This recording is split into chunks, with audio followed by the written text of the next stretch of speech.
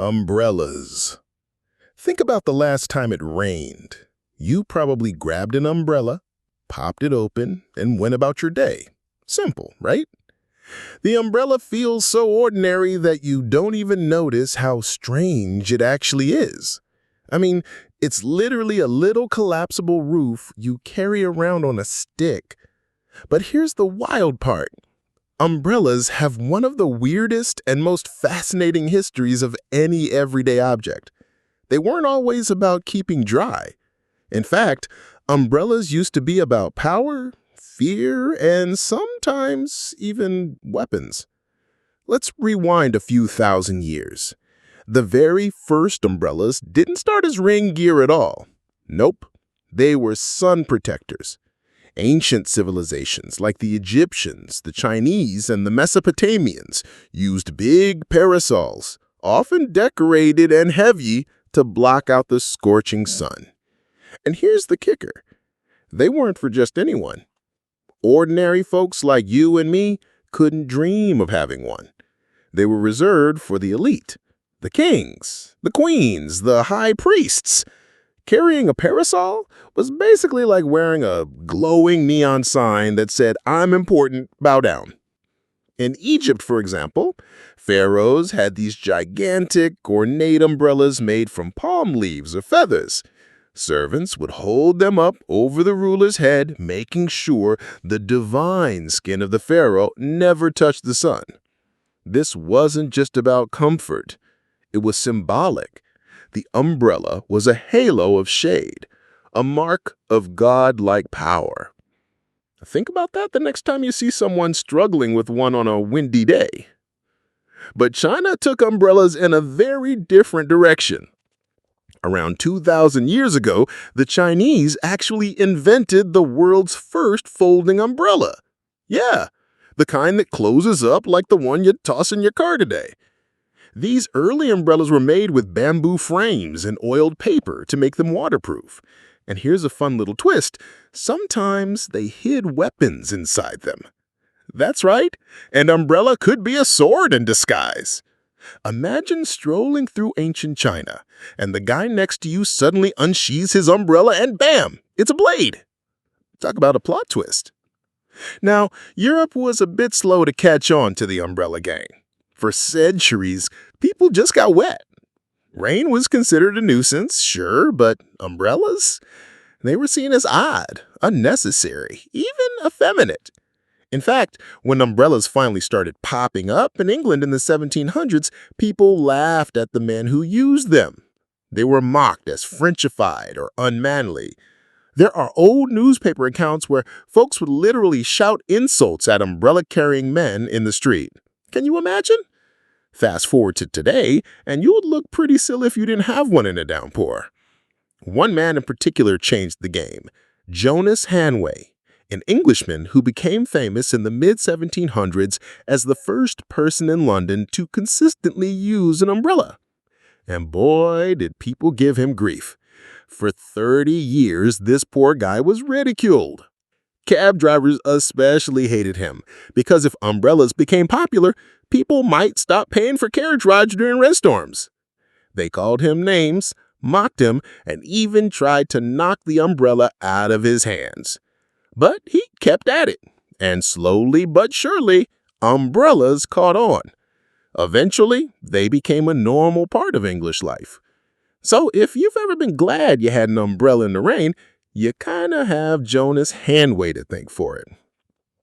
But the strangeness doesn't stop there. Umbrellas also have ties to superstition.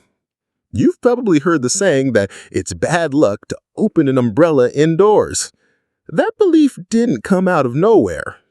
In Victorian times, umbrellas had sharp metal spokes and stiff springs.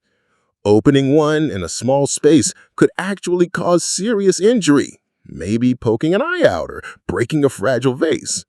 So the superstition probably started as a practical safety warning, but it spread as a belief in curses and bad luck. Even today, a lot of people hesitate before snapping one open inside.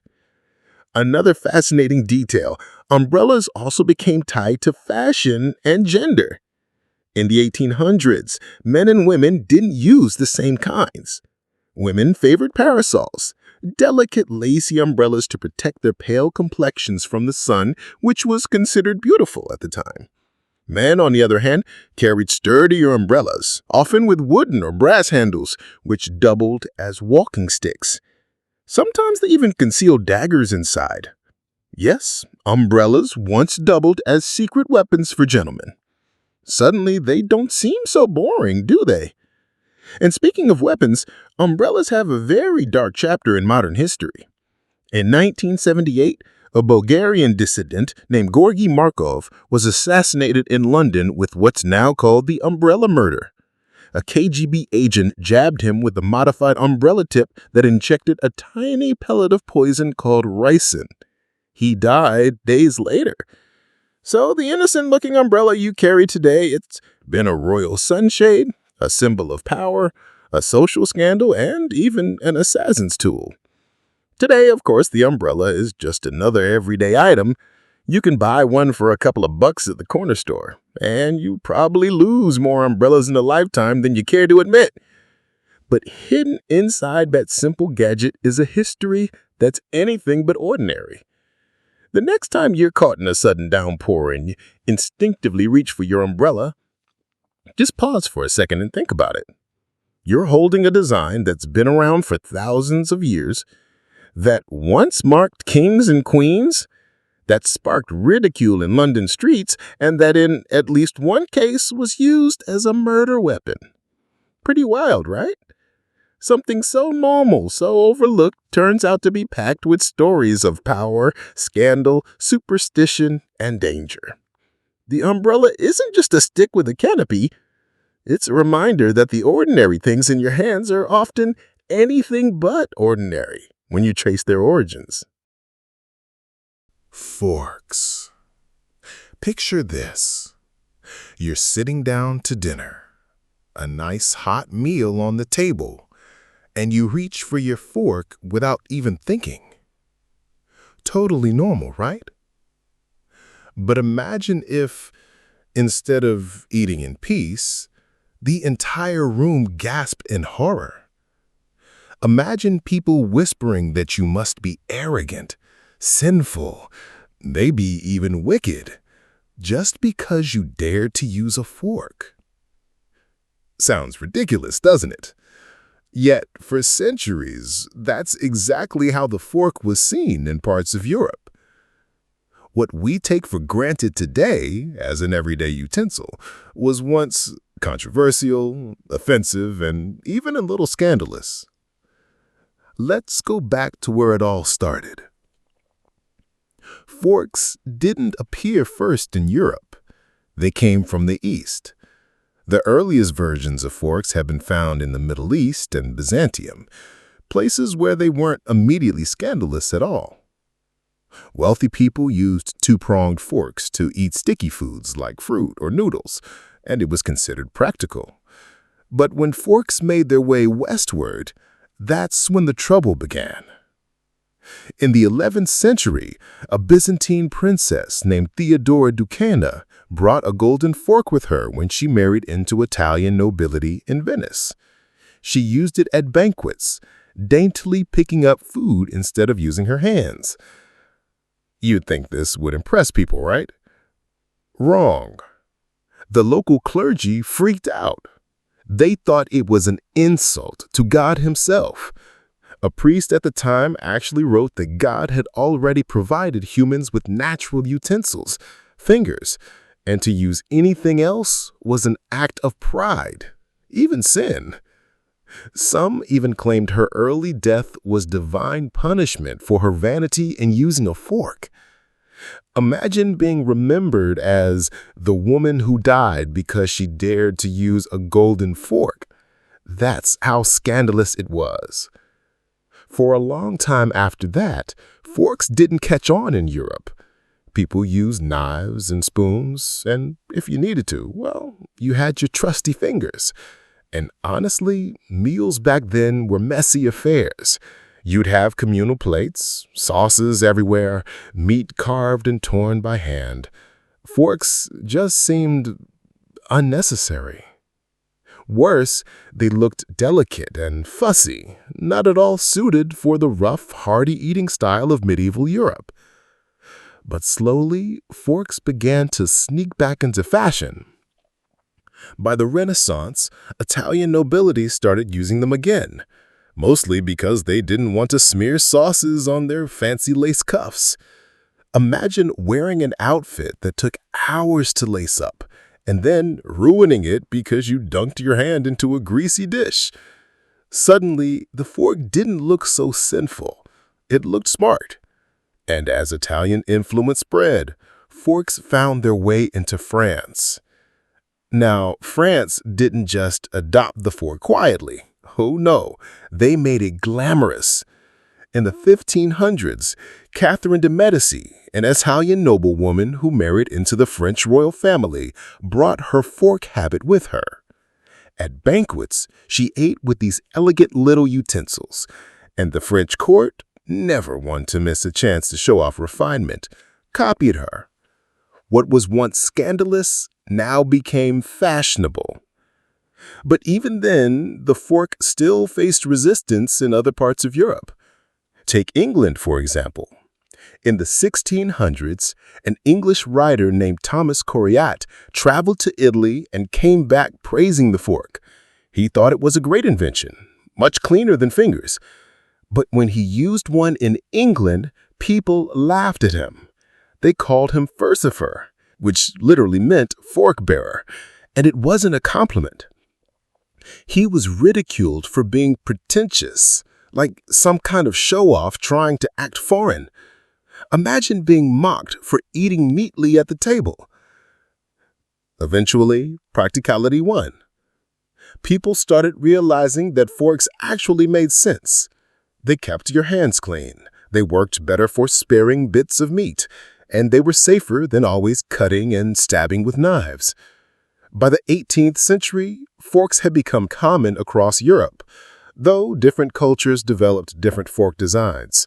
Some had 2 prongs, some had 3, and eventually the 4-pronged fork we know today became the standard because it was the most versatile. But let's not forget the weird social rules that came with them. At first, forks weren't for everyone. They were a sign of wealth. Owning forks meant you were rich enough to care about clean hands and fine manners. Common folk, they kept using knives, spoons, and fingers. Even today, you can see echoes of this history in how certain foods are eaten. Think about pizza, sandwiches, or fried chicken. There's still a sense that eating with your hands is more authentic, while forks are for when you want to be a little more proper. Oh, and here's a fun detail. The fork also changed table design. Before forks became widespread, tables were set with just knives and spoons, often shared among diners. Once forks came into play, personal place settings became standard, and table etiquette got more complicated. Suddenly, you had to know which fork to use, when to use it, and how not to offend your host. The simple fork helped give birth to the elaborate etiquette rules we still joke about today at fancy dinners. Fast forward to modern times, and the fork is so ingrained in daily life that it's hard to imagine people ever resisted it. But even now, forks aren't universal. In many parts of Asia, chopsticks are the norm. And in Ethiopia, injera bread replaces the fork as a tool to scoop food. The fork may feel ordinary in much of the world, but it's really just one cultural solution to the universal problem of how do I get food from the plate to my mouth without making a mess. So the next time you twirl spaghetti around your fork or stab a piece of steak, think about its journey. From being condemned as sinful, to mocked as foreign, to finally becoming the star of every place setting. The fork has a backstory filled with scandal, ridicule, and eventual triumph. What seems boring today was once shocking enough to earn insults, laughter, and even accusations of offending God. It's kind of funny, isn't it? We take this little piece of metal for granted, but it had to fight for its place on the table. And now we look at someone eating spaghetti with their fingers and think they're the strange one. Toothbrushes. Think about how you started your morning today. Odds are one of the very first things you did was pick up your toothbrush. You probably didn't even give it a second thought. You squeezed some paste, scrubbed for a couple of minutes, and moved on with your day. It's such a normal habit that you might assume people have always brushed their teeth this way. But let me tell you, the story of the toothbrush is way stranger than you'd expect. From twigs to pig hair to military hygiene campaigns, the toothbrush had to go through centuries of evolution before becoming the little plastic tool sitting in your bathroom right now. Let's rewind.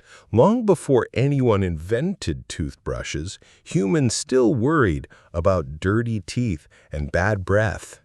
Archaeologists have found that ancient people used things called chew sticks. Basically, they'd grab a thin twig, fray one end by chewing on it, and use those fibers to scrub their teeth. This wasn't some random hack either. Chew sticks were used thousands of years ago in places like Egypt, Babylonia, and China. In fact, the Chinese were probably among the first to standardize this practice as far back as 3000 BC. It's primitive compared to our modern toothbrush, but honestly, it worked. And here's the funny part. Those natural sticks often contained antibacterial properties. So in some ways, ancient folks were doing better than us with our sugary toothpaste flavors. Fast forward to around the 15th century in China, and here's where things get really interesting. The Chinese are credited with creating the first true toothbrushes. They took bone or bamboo handles and attached bristles made from hog hair. Yep, pig bristles. Imagine waking up half asleep and putting hog hair into your mouth every morning. Doesn't sound too appealing, right? But at the time, it was revolutionary. Those stiff bristles actually cleaned teeth pretty effectively. Now, when traders carried this invention back to Europe in the 1600s, the reaction was mixed. Europeans liked the idea of the toothbrush, but weren't so keen on pig hair. It was too stiff and rough for delicate gums. So they experimented. Some used horsehair instead, which was softer but less effective. Others used feathers, cloth, or even sponges. Tooth cleaning back then wasn't about minty freshness. It was a weird mix of trial and error, often involving nasty homemade powders, from crushed shells, charcoal, or even brick dust. Can you imagine scrubbing your teeth with ground-up brick? Ouch! Then along came a man named William Addis in 18th century England, who gave the toothbrush its modern breakthrough. The story goes that Addis was thrown in jail for causing a riot. While in his cell, he noticed how disgusting his teeth were getting, and he had an idea. He saved a small animal bone from his prison meal, drilled tiny holes into it, and pushed pig bristles through to make a brush. When he got out, he started producing them commercially, and just like that, toothbrushes began to spread. So yes, the toothbrush industry started thanks to one bored guy in prison. By the 19th century, toothbrushes were becoming more common, but they were still luxury items. Handles were often made of bone, ivory, or wood, and bristles were still animal hair. Hygiene wasn't universal yet, and many people didn't brush daily. Dentists of the time weren't so much cleaning teeth as they were pulling them out. It wasn't until the 20th century that brushing became a mainstream, everyday habit. And here's the kicker. Do you know what finally made daily toothbrushing explode in popularity? It wasn't dentists. It wasn't a toothpaste ad. It was the military. During World War I and especially World War II, soldiers were required to brush their teeth regularly to prevent illness and keep up morale. When the war ended, those soldiers came home and kept the habit. Suddenly, toothbrushing wasn't just for the rich, it was a cultural norm. Now let's talk about materials. The big game changer came in 1938 when DuPont invented nylon bristles. Goodbye hog hair. Hello, synthetic fibers. Finally, people could brush their teeth without sticking animal hair in their mouths. Nylon was more hygienic, easier to clean, and longer lasting. Toothbrushes started looking more like the ones we use today. Plastic handles, bright colors, and bristles that wouldn't rot. This was the moment when the toothbrush went from strange luxury item to mass-produced essential. But, humans being humans, we couldn't stop there. Enter the electric toothbrush. First introduced in the 1950s in Switzerland, it was marketed as a high-tech solution for people who wanted cleaner teeth with less effort. At first, it seemed like a gimmick, but over time, studies showed electric brushes could actually clean more effectively. Now you've got toothbrushes that spin, vibrate, pulse, time your brushing sessions, and even connect to apps on your phone. We've come a long way from chew sticks, haven't we? Of course, the toothbrush has its quirks. Ever heard the superstition about not sharing your toothbrush? That one's based in science. Sharing actually spreads bacteria that can cause gum disease. And here's another fun fact. Surveys show that people replace their smartphones more often than their toothbrushes, even though dentists recommend switching brushes every 3 months. So the average toothbrush probably has a much longer and nastier life in your bathroom than it should. And let's not ignore the environmental side. Billions of plastic toothbrushes get thrown away every year, ending up in landfills and oceans. That's why bamboo toothbrushes are making a comeback, ironically bringing us full circle to the original stick-based idea. Companies are experimenting with compostable materials, biodegradable handles, and even replaceable bristle heads to cut down on waste. It's funny how the toothbrush has traveled thousands of years only to circle back to wood. So think about this. The next time you brush, you're participating in a daily ritual that's older than written history. You're carrying on a tradition that started with frayed twigs, passed through hog bristles on bone handles, was refined by a prison inmate, enforced by military orders, and upgraded with synthetic fibers and electric motors. Something you do automatically, without thinking, is actually the result of centuries of strange, unexpected, and sometimes gross experiments. Pretty wild, right? The toothbrush isn't just a plastic stick with bristles. It's a story of human ingenuity, superstition, luxury, and survival. Next time you stand in front of the mirror, half asleep with toothpaste foam on your lips, just remember, you're part of a tradition that goes back thousands of years, one hog bristle at a time. Buttons. Take a second and look down at your shirt, your jacket, or even your pants. Odds are there are a few buttons holding things together. They're so ordinary you barely notice them. You just fasten them and move on with your day. But here's something most people don't realize. Buttons weren't originally designed to fasten clothes at all. In fact, for most of their early history, they were nothing but decoration. And their journey from useless ornament to essential everyday object is way stranger than you'd expect. Let's roll back a few thousand years. The earliest buttons ever found weren't on jackets or trousers. They were dug up in the Indus Valley, one of the oldest civilizations, around 2000 BC. And get this, they were made from seashells. Archaeologists found them with little holes carved into them, polished into circular shapes. But here's the weird part. They weren't sewn onto fabric to close anything. They were simply worn as jewelry, maybe as a sign of status, or possibly even as tiny charms. That's right, buttons started life as bling. Imagine a world where your shirt still hung open, but you had seashell buttons just to look fancy. Now, fast forward to ancient Rome and Greece. People there also loved buttons, but again, not for fastening. Clothes at the time, like togas or tunics, were basically draped or tied with pins and belts. Buttons, when they appeared, were little metal or bone ornaments sewn on for decoration. Think of them as the ancient version of designer logos. You didn't need them to function, but having them showed you had style or wealth. The real turning point for buttons didn't come until the Middle Ages, around the 12th and 13th centuries. That's when tailoring, the art of cutting clothes to fit the human body, really took off in Europe.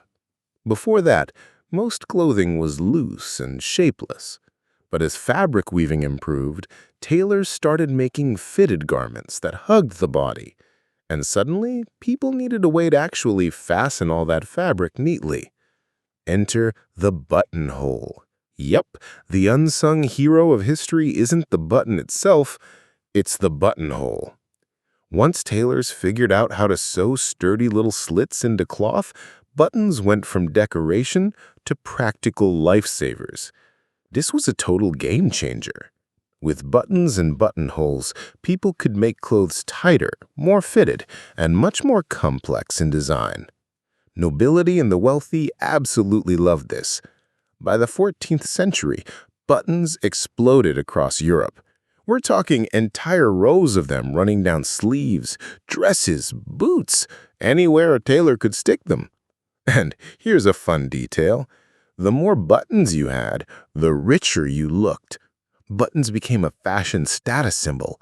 Some garments had dozens, even hundreds of tiny buttons purely to show off wealth.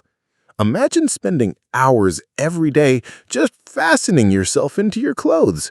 Because, yes, some nobles literally needed servants to button them up. Of course, buttons also picked up some strange traditions along the way. Have you ever noticed that on men's shirts, buttons are sewn on the right side, while on women's shirts they're on the left? That goes back centuries. One theory is that since wealthy women were often dressed by maids, having the buttons on the left made it easier for right-handed servants to fasten them. Men who dressed themselves kept buttons on the right. And guess what? We've never changed it. Even today, every shirt you buy follows that same odd rule. Buttons also took on symbolic meanings in certain cultures. In some places, they were used almost like currency. In medieval Europe, highly ornate buttons made of gold, silver, or ivory were treasured objects passed down through families. In fact, some laws even tried to regulate button usage because the nobility didn't want commoners flaunting them. That's how powerful a little fastener became. It was a status battle over who got to wear the most shiny circles. Then came the practical side. As buttons spread beyond the elite and into ordinary wardrobes, they became tools of modesty. Instead of flowing robes or simple tunics, fitted clothes with buttons let people cover themselves up in layers, adjusting tightness for warmth or style. In cold climates, coats with rows of buttons weren't just fashionable, they were survival gear. Soldiers, in particular, relied heavily on buttoned uniforms, and entire wars were affected by supply shortages of simple things like buttons. Napoleon's army famously had trouble because their brass buttons corroded in the Russian winter. Imagine losing a campaign because your buttons literally crumbled in the cold. And buttons have popped up in some very unexpected corners of history, too. For example, in the 19th century, mourning buttons became a trend. These were black buttons, made from jet stone or glass, worn on clothing to show grief after the death of a loved one. There were even special memory buttons with tiny portraits or locks of hair sealed inside them. Suddenly, the button wasn't just the tool, it was a wearable memorial. By the Industrial Revolution, buttons went fully mainstream. Factories started mass-producing them from cheaper materials like plastic and resin, which meant ordinary people could finally afford buttoned clothing. And just like that, buttons lost their role as a luxury symbol and became part of everyone's daily life. Of course, not all button history is practical. Buttons have long carried little superstitions, too. Have you ever heard the rhyme, "Find a button, pick it up, all day long you'll have good luck"? That comes from the old belief that dropped buttons were charms. Some sailors even sewed extra buttons onto their uniforms for protection at sea. And there's still a custom in some places where if you see a chimney sweep, you're supposed to touch a button for luck. Today, buttons are so ordinary we barely notice them. They're on our jeans, our coats, our shirts, sometimes purely decorative, sometimes genuinely useful. Zippers, Velcro, and snaps have replaced them in a lot of areas, but the button never truly disappeared. In fact, it survived for thousands of years, morphing from seashell jewelry to medieval bling to practical fasteners to mass-produced essentials. So the next time you casually fasten a button on your shirt, just pause for a second. That little circle has been around longer than most civilizations. It's been fought over as a status symbol, it's dictated weird fashion rules, and it's even influenced the outcome of wars. Something so small and so ordinary is actually one of the strangest survivors of human history. Pretty incredible, right? Who knew a tiny fastener could carry so much story? Zippers. All right, let's play a quick game. Look down at your clothes right now. Maybe it's your jacket, maybe your pants, maybe your bag. Odds are, there's a zipper staring right back at you. It's one of those everyday things you use without even thinking. Pull it up, pull it down, done. Easy. But here's the strange truth. The zipper, this little miracle of convenience, almost didn't make it. In fact, it took decades for anyone to even want it. And the road from weird gadget to clothing essential is a story full of false starts, fashion flops, and a little bit of marketing magic. So where did it all begin? The earliest ancestor of the zipper dates back to 1851, when an American inventor named Elias Howe, the guy who also invented the sewing machine, came up with something he called an automatic, continuous clothing closure. Sounds fancy, right? But here's the thing, no one cared. Howe patented it, sure, but he never pushed the idea forward. The world just wasn't ready for it. People were perfectly fine with buttons, hooks, and laces. Why change what worked? Fast forward a few decades to 1893, another inventor, Whitcomb Judson, showed up at the Chicago World's Fair with his own clasp locker. Basically, it was supposed to replace shoelaces. You just zip your boots closed instead of fumbling with knots. Sounds smart. But in reality, it was clunky, unreliable, and broke constantly. Nobody wanted it. The zipper's big debut was, well, a total flop. Still, Judson is often called the father of the zipper because he at least got the ball rolling. But here's the twist. It wasn't until a Swedish-American engineer named Gideon Sundback came along in the early 1900s that the zipper really started to take shape. Sundback worked at a company trying to improve Judson's failed design, and in 1913, he created something called the separable fastener. This was basically the zipper as we know it. interlocking metal teeth on two strips of fabric moved by a sliding mechanism. Finally, it worked smoothly. Finally, it was reliable. Sundback even invented a machine to mass-produce them. This should have been the zipper's big break, right? Well, not quite.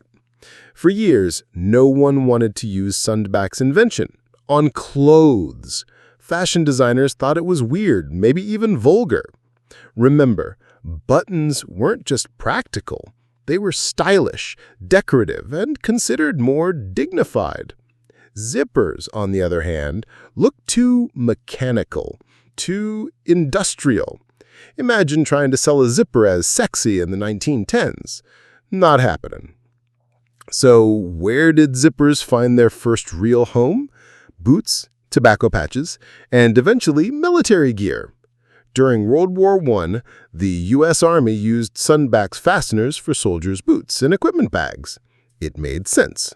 Soldiers needed quick, durable closures. But in everyday fashion? Still no luck. It wasn't until the 1920s and 30s that the zipper finally got its break. And it wasn't thanks to inventors, it was thanks to marketers. The B.F. Goodrich Company, yep, the tire company, used zippers on their new line of rubber boots. They needed a catchy name, so they called it the Zipper, inspired by the zip sound it made when you pulled it. And that word stuck. Suddenly, the fastener wasn't just some technical contraption. It had a fun, snappy name.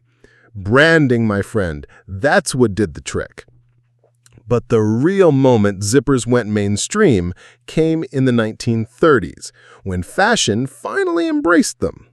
A group of French designers decided to feature zippers in men's trousers, and advertisers went wild. They called it the newest tailoring idea for men, and praised the zipper as a way to avoid embarrassing open gaps that could happen with button flies. You can probably read between the lines here. It was basically a campaign about modesty. And it worked. Almost overnight, zippers became standard in pants. Buttons never really recovered. From there, the zipper spread everywhere. Jackets, skirts, handbags, you name it. By the mid-20th century, the zipper had officially taken over the clothing world. And it wasn't just fashion. Think about tents, luggage, sleeping bags, pencil cases, even spacesuits. Anything that needed a quick, secure closure, the zipper was the answer. Of course, zippers have had their quirks along the way. One of the strangest is that, just like buttons, zippers follow a gendered rule. Men's zippers are usually sewn one way, women's the opposite. It's a tradition carried over from buttons, and honestly, it makes no sense today, but fashion rarely bothers with logic. Zippers have also inspired little bits of culture and humor. Ever heard someone say XYZ? It's a cheeky way of saying, examine your zipper. Kids in playgrounds, comedians, and skits, it became a running joke that stuck. And who hasn't had that awkward moment when your zipper just refuses to cooperate? Stuck, split, or worse, completely broken when you're in a rush. The zipper is brilliant, yes, but it's far from perfect. And here's something wild you probably never thought about. Zippers have actually been to space. NASA engineers use heavy-duty zippers in spacesuits, though not the same kind you find on your jacket. These are reinforced, airtight versions that help astronauts survive in the vacuum of space. Think about that for a second. The same basic invention that once failed to catch on for boots now literally keeps people alive outside the Earth's atmosphere. There's also been a quiet zipper war behind the scenes. For decades, Japan's YKK company has dominated zipper manufacturing. Ever notice those little letters YKK on almost every zipper you own? That's Yoshida Kogyo Kabushiki Kaisha, the Japanese company that makes nearly half the world's zippers. They're everywhere, from your jeans to luxury handbags. They built an empire on this little fastener, and most people don't even realize it. So, think about the zipper's journey. It started as a forgotten idea in the 1850s, flopped at a world fair, got reinvented in the 1910s, found its footing in boots and military gear, got renamed with a snappy word in the 1920s, and finally took over the fashion world in the 1930s. Today, it's so normal you don't even notice it. Until it jams, of course. Then suddenly you realize just how dependent you are on it. Next time you tug a zipper closed, maybe pause for a second. You're using something that took 80 years of trial, error, rejection, and reinvention before the world finally said, yeah, okay, we'll use this. Something so ordinary now was once considered weird, unnecessary, and even a little scandalous. And now, we literally couldn't get dressed without it. Pretty wild, right? Mirrors. Quick question. When was the last time you looked in a mirror? Probably earlier today, right? Maybe while brushing your teeth, fixing your hair, or just making sure you didn't have spinach stuck in your teeth. Mirrors are so normal now that we hardly think about them. But the truth is, mirrors have one of the strangest and most fascinating histories of anything we take for granted. They've been tied to vanity, superstition, even magic. And believe it or not, humans were trying to see their own reflections thousands of years before glass mirrors even existed. Let's rewind to the beginning. Long before humans invented anything, our very first mirror was just water. A calm pool, a pond, a shiny puddle after the rain. That's where people first saw their own reflections. Imagine how eerie that must have felt for early humans, staring into a pool of water and suddenly seeing another face looking back. Some anthropologists think this might have been one of the earliest sparks of self-awareness, realizing, that's me. No wonder reflections became tied to myths and spirituality in so many ancient cultures. But humans being humans, we didn't stop at water. Around 6,000 years ago, people in Anatolia, modern-day Turkey, started polishing pieces of volcanic glass, obsidian, until they were shiny enough to see a reflection. Archaeologists have found these mirrors buried in ancient homes, and they were small, handheld pieces, like little dark circles that gave you a shadowy version of your face. Not perfect, but it worked. And the fact that they show up in burial sites suggests they weren't just practical, they were spiritual objects too. Maybe people believed mirrors could show your soul. Other cultures soon caught on. The Egyptians, famous for their love of beauty and cosmetics, made mirrors out of polished copper and bronze around 3000 BC.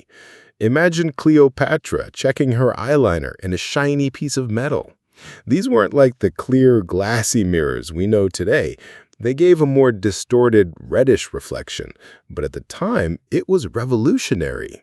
For the wealthy, owning a mirror wasn't just about vanity, it was a symbol of status, almost like saying, look at me, I have the power to see myself whenever I want. By the time we get to the Greeks and Romans, mirrors were everywhere, usually made from polished silver or bronze. They loved mirrors not just for grooming, but also for decoration. And here's where it gets interesting. Mirrors started sliding into mythology. Think about the story of Narcissus, the young man in Greek mythology who fell in love with his own reflection in the water and wasted away. That story is basically the first warning about being too obsessed with the mirror. And let's be honest, we're still dealing with that today in the age of selfies and social media. But mirrors weren't just about vanity. They carried a lot of superstition, too. Romans believed that a mirror could hold part of your soul. Break a mirror, and you damaged your soul. Hence the belief in 7 years of bad luck if you shatter one. That superstition is over 2,000 years old, and people still whisper it today. Some cultures also thought mirrors could trap spirits, which is why covering mirrors after someone dies became a common practice. Even now, in some traditions, people still drape cloth over mirrors in the house of the deceased to prevent souls from getting stuck inside. Creepy, right? Now, when did mirrors actually become the clear glass ones we recognize today? That leap happened in the Middle Ages. Around the 12th century, Venetian glassmakers on the island of Murano figured out how to coat the back of glass with a thin layer of metal, usually tin or lead, to create a bright, reflective surface. These mirrors were luxury items. They were so expensive that only royalty and the ultra-rich could afford them. To give you an idea, a single Venetian mirror could cost as much as a house. That's how prized they were. They weren't just for checking your hair. They were symbols of wealth and power, proudly displayed in palaces. By the 16th and 17th centuries, mirrors got even bigger, literally. The Palace of Versailles in France has its famous Hall of Mirrors, built to show off the wealth of King Louis XIV. Imagine walking through a massive hallway with giant mirrors reflecting chandeliers and gold leaf everywhere. It wasn't about vanity. It was about intimidation. Mirrors became political tools, showing power and grandeur. The real game changer came in the 19th century, when a German chemist named Justus von Liebig developed a way to coat glass with a thin layer of silver nitrate. This made mirrors cheaper, clearer, and easier to produce. Suddenly, mirrors weren't just for the rich anymore. They became household staples. By the 20th century, everyone had a mirror in their home, whether it was a little hand mirror, a bathroom mirror, or a big one by the door. Something that was once a rare luxury became totally ordinary. But here's the fun part. Even after becoming ordinary, mirrors never lost their sense of mystery. They've stayed connected to folklore, magic, and superstition.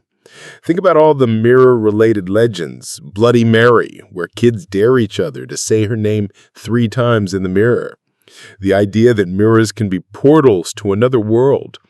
Horror movies love using mirrors for jump scares because deep down, we still feel there's something eerie about seeing ourselves staring back. Mirrors have also shaped how we see ourselves, literally. Some psychologists argue that mirrors changed human culture by making self-image a daily habit. Without mirrors, would we even be so obsessed with appearance, grooming, or fashion? It's a big what if. And then there's the funhouse mirror effect. Distorted mirrors, the ones that make you look super tall or super wide, were invented as entertainment in the 19th century. They were a playful reminder that reflections aren't always the truth. In fact, every mirror you look in today doesn't show you exactly what other people see. It's a flipped image. That's why you look different in selfies versus real life. Your face is literally reversed. So the next time you're brushing your teeth through checking your outfit, think about the history packed into that shiny surface. From pools of water, to polished obsidian, to copper and silver, to Venetian masterpieces, to cheap bathroom glass, mirrors have followed humanity through thousands of years. They've been objects of beauty, luxury, superstition, and fear. They've been used to reflect not just our faces, but also our deepest anxieties about who we are. Shoes. Take a look at your feet right now. Odds are they're wearing something. Sneakers, sandals, boots, or maybe just some comfy slippers. Shoes are so normal, so everyday, that you almost forget they're even there. But the story of shoes, oh, it's way weirder than you think. Shoes aren't just about protecting your feet. They've been symbols of power, class, fashion, even superstition. And the path from the world's first crude foot coverings to your favorite pair of Nikes is full of strange twists. Let's start at the very beginning. Archaeologists believe humans have been covering their feet for at least 40,000 years. That's mind-blowing. The earliest shoes weren't really shoes at all. but animal hides wrapped around feet and tied with strips of leather. Basically, survival gear. Imagine trekking through freezing Ice Age landscapes barefoot. Yeah, not happening. Early shoes were about warmth and protection, not style. But here's where it gets interesting. The oldest actual shoes ever discovered were found in a cave in Armenia, and they're about 5,500 years old, made of a single piece of leather, stuffed with grass for cushioning, and laced up the front. They look kind of like rustic moccasins, and honestly, they don't look that different from some modern minimalist shoes today. That's how solid the basic idea was. Humans figured out early on that wrapping leather around your foot with laces just worked. Of course, once civilizations grew, shoes quickly became more than just protection. In ancient Egypt, sandals made of papyrus and palm leaves were common, but only the wealthy had fancy versions. Pharaohs wore elaborate golden sandals, while the poor often went barefoot. Shoes became a status symbol. The fancier your sandals, the higher your rank. Even in death, pharaohs were buried with shoes to carry them into the afterlife. Meanwhile, in ancient Rome, shoes told the world exactly who you were. Roman citizens wore calceus. Soldiers wore heavy boots called caligae, and slaves often had no shoes at all. Different colors and styles were restricted by law. Yes, literally laws about who could wear what kind of footwear. Imagine walking down a Roman street. You'd know someone's social rank just by glancing at their shoes. They were like wearable ID cards. Now, let's talk about one of the strangest shoe traditions ever, China's practice of foot binding. Starting around the 10th century, girls' feet were bound tightly with cloth to keep them small, sometimes only a few inches long. Lotus shoes were made to fit these unnaturally tiny feet, which were considered beautiful and a sign of high status. It was painful, dangerous, and left many women crippled for life. But the cultural obsession lasted for nearly 1,000 years. Shoes, in this case, weren't just fashion. They were a tool of control.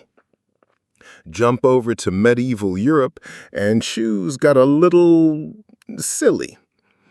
In the 14th and 15th centuries, the rich wore shoes with ridiculously long, pointy toes called poulaines. Some toes stretched more than 20 inches. People even had to tie the tips to their legs to walk properly. Why? Just to show off wealth.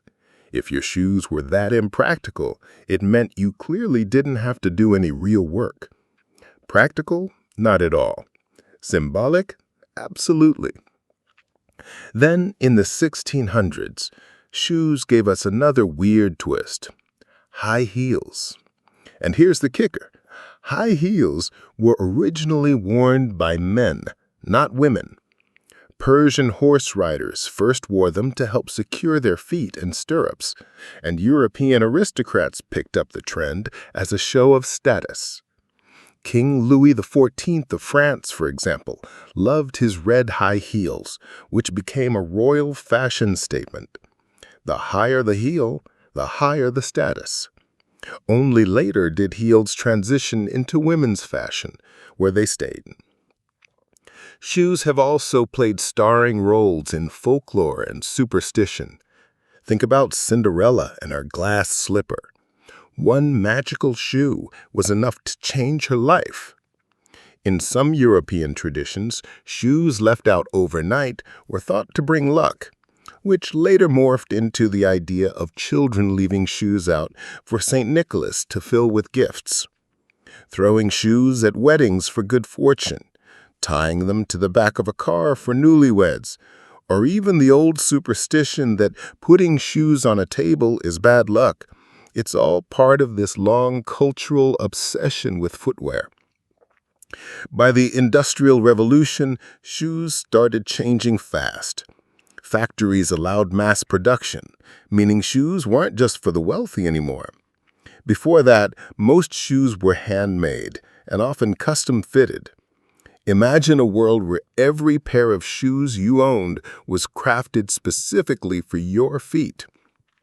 Industrialization made shoes cheaper, faster, and accessible to everyone. That's also when left and right shoes finally became standard. Before the 1800s, most shoes were just straight, identical shapes. Comfort clearly wasn't the top priority until much later. In the 20th century, shoes exploded into categories we know today: work shoes, dress shoes, sports shoes, casual shoes. Sneakers especially became a cultural phenomenon. The first rubber-soled sneakers appeared in the late 1800s, but it wasn't until companies like Converse, Adidas, and later Nike came along that sneakers turned into icons of fashion, sports, and identity. Suddenly, shoes weren't just protection or status. They were personality. The shoes you wore said something about you. And shoes still carry strange power today. Think about how often they're tied to major life events. Babies' first shoes are saved as keepsakes. Prom shoes, wedding shoes, graduation shoes, they're all milestones. People collect sneakers like they're rare art pieces, with some pairs reselling for thousands of dollars. And shoes can even spark controversy, like debates over whether sneakers belong in formal settings or political scandals where a leader's expensive footwear clashed with their public image. There's also a fascinating psychological side. Studies show people form quick impressions about someone based on their shoes. Shiny, polished shoes might make you seem put together. Worn-out sneakers might suggest you're laid back or careless. Whether we like it or not, shoes talk. They've always talked. So, let's step back for a second, pun intended, and look at the big picture. Shoes started as survival gear, evolved into ancient status symbols, became tools of beauty, vanity, and even oppression, turned into fashion statements, political props, and finally, global industries worth billions of dollars. Through it all, they've protected our feet, but also revealed something much bigger: how humans express identity, wealth, culture, and even power. Next time you lace up your sneakers or slip into sandals, just remember, you're stepping into thousands of years of history with every stride. Those things on your feet aren't just shoes. They're humanity's strangest footprints through time. Paper clips. Quick, look around your desk or imagine the junk drawer at home. Somewhere in there, probably buried under pens, coins, and old receipts, is a paper clip. A small, bent piece of wire that you barely even think about. But here's the crazy part. That little piece of office clutter has one of the strangest and most unexpected histories of any object in your daily life. Paper clips aren't just about holding papers together. They've been symbols of unity, tools of resistance, and even life-saving gadgets in spy movies. Not bad for a piece of bent wire. Let's rewind. The earliest attempts to fasten paper didn't involve clips at all. People used string, wax seals, or even straight pins to hold documents together. Not very convenient, and definitely a hazard if you poked yourself. It wasn't until the late 19th century, during the explosion of office work in Europe and America, that inventors started searching for something better. Here's where things get messy. A lot of people assume the paperclip was invented by a Norwegian man named Johan Voller around 1899. In fact, Norwegians are so proud of this idea that they've even put giant paperclip monuments in Oslo. But here's the truth. Waller's design didn't actually work very well. It was just a piece of wire without the inner loop, so paper slipped right out. Meanwhile, in England, an American company called Gem Manufacturing had already been making the classic double-loop paperclip we all know today. They never even patented it. It just worked so well, nobody needed another version. That's why we today call it the Gem paperclip. So the humble paperclip, as we know it, probably came from England in the 1890s, not Norway. But that didn't stop Norway from claiming it as their own later. And actually, that national pride gave the paperclip an incredible second life. During World War II, when Nazi Germany occupied Norway, wearing anything patriotic was banned. People couldn't wear pins with their flag or national symbols. So what did they do? They wore paperclips on their lapels instead. A boring office supply turned into a powerful symbol of resistance. The message was simple: we are bound together, and we won't be broken. Something as small as a paperclip became a quiet act of defiance. That's why to this day, Norway still celebrates the paperclip as part of their history, even if technically it wasn't invented there. But wait, it gets even stranger. The paperclip has also become famous outside the office in ways you wouldn't expect. For example, in the world of espionage, paperclips have long been used as makeshift lockpicks. That old movie cliché of someone breaking into handcuffs with a bent paperclip, totally real. A paperclip's strong but flexible wire makes it the perfect tool for a quick MacGyver-style escape. Engineers, hobbyists, and spies alike have used paperclips to fix, pick, and tinker with all kinds of things. It's like the Swiss Army knife of stationery. Speaking of fixing, one of the strangest modern stories about paperclips comes from the internet age. Back in 2005, a Canadian man named Kyle McDonald started with a single red paperclip and decided to see what he could trade it for. Through a series of trades, one paperclip for a pen, then for a doorknob, then eventually bigger and bigger items, he ended up 1 year later with a house. That's right, one paperclip led to an actual home. His experiment became famous as one red paperclip, and it showed just how powerful even the most ordinary object can be when people get creative. Now, here's something fun. Paperclips have also been tied to science and math in surprising ways.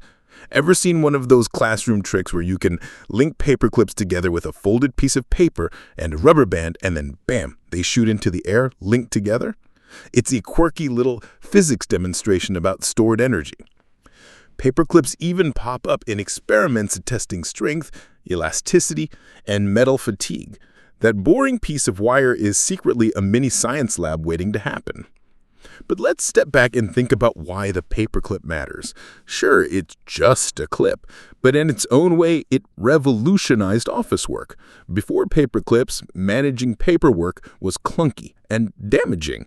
You had to stab holes in documents or tie them up with string. The paperclip allowed papers to be held together securely without damage and removed instantly.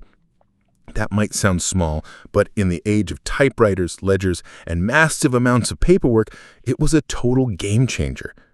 Of course, like everything else, paperclips also inspired a few strange side inventions. There have been triangular clips, square clips, clips shaped like hearts, stars, and arrows. None of them ever replaced the Gem design, though. The simple double loop is just too perfect. It's cheap, durable, reusable, and mass-producible. Honestly, it's almost design perfection, an everyday object that doesn't need improving. And here's a little ironic twist. For all its usefulness, the paperclip has become a bit of a symbol of bureaucracy itself. Think about it. Piles of papers, endless files, all clipped together. Offices full of paperclips became a metaphor for dull, monotonous work. In fact, one of the most notorious examples was Microsoft's Clippy, the animated paperclip assistant from the late 1990s. People hated it, but even then, the paperclip was seen as a universal symbol for office work. So what's the takeaway here? A paperclip may look like nothing, just a bent wire, but that little twist of steel has carried with it stories of invention, mistaken credit, quiet rebellion, spycraft, science, even internet fame. It's a reminder that sometimes the smallest, simplest designs end up having the biggest impact. Next time you casually unbend a paperclip to fidget with during a meeting, just remember you're holding a piece of history in your hand, a symbol of clever design, quiet resistance, and the strange ways humans can turn the most ordinary things into something extraordinary. Soap. All right, let's talk about soap. You probably used it this morning without even thinking about it. A bar, a pump, some foam, rub it in, rinse it off, done. It's one of those things so normal in our daily lives that we never question where it came from. But here's the wild part. Soap wasn't originally invented because someone wanted to smell fresh or avoid germs. Nope. Soap was discovered by accident thousands of years ago because of fire, fat, and ash.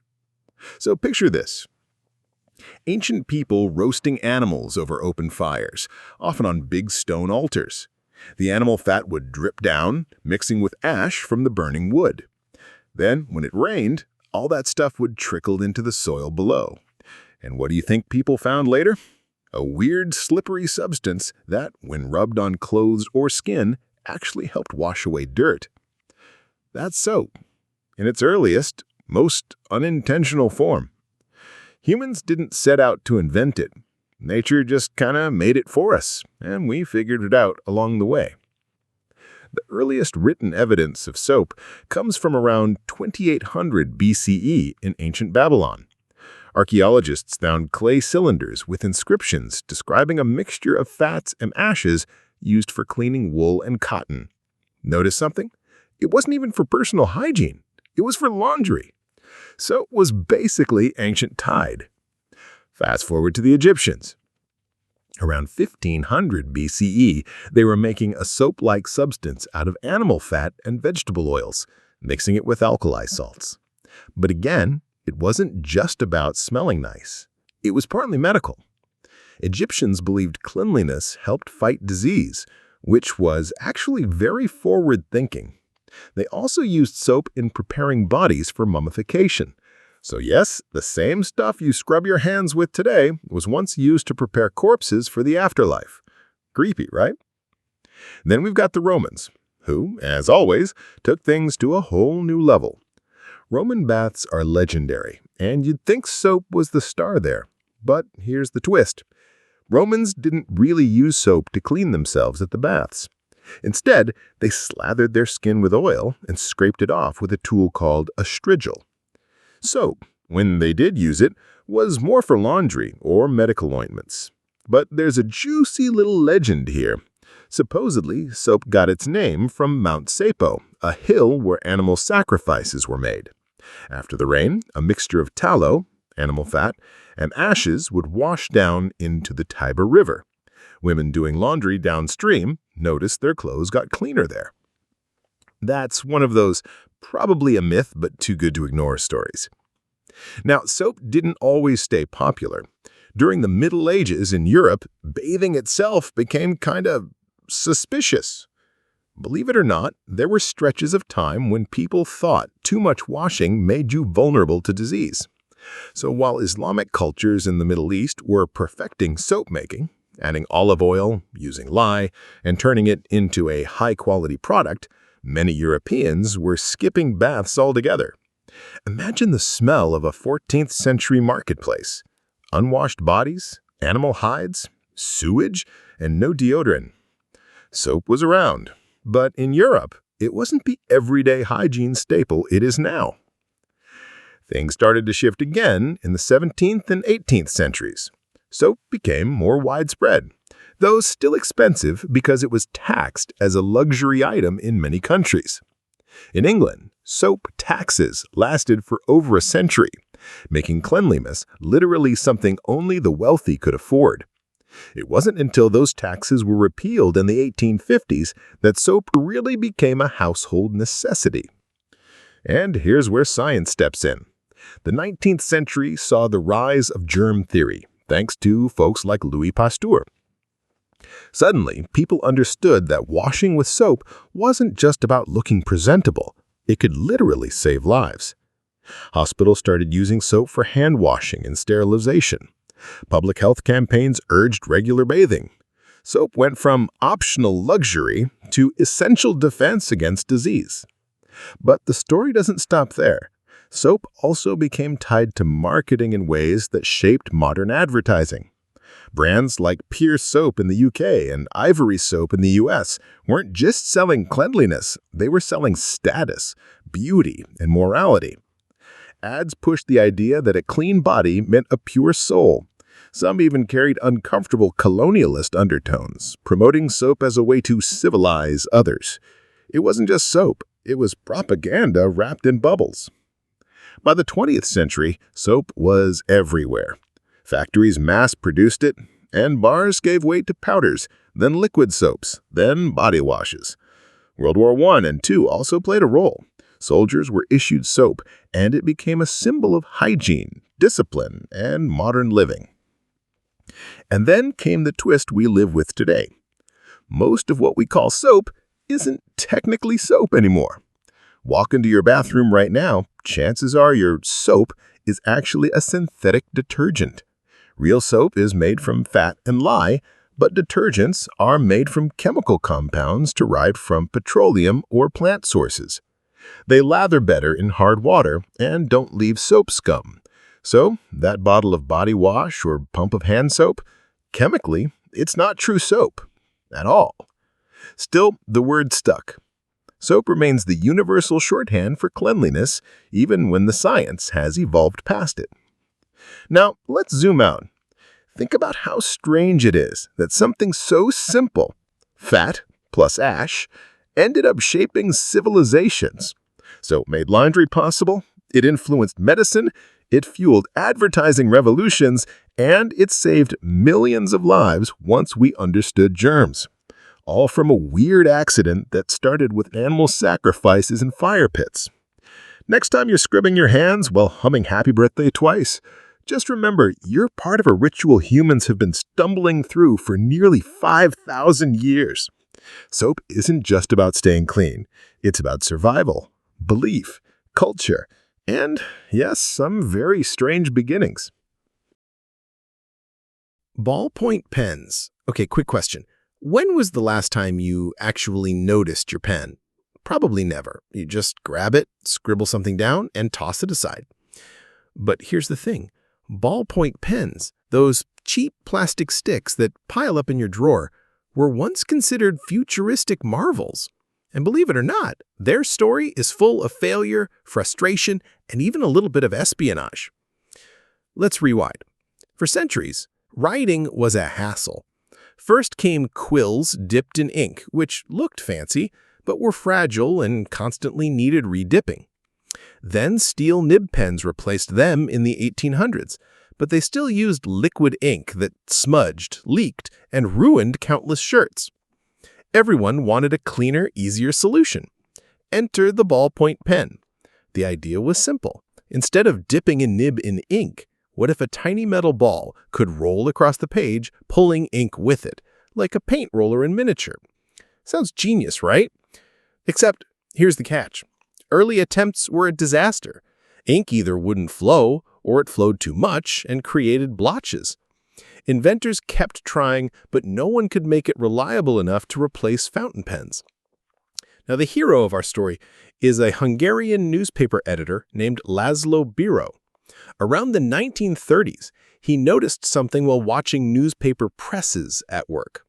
The ink they used dried almost instantly, no smudges. Why couldn't pen ink be like that?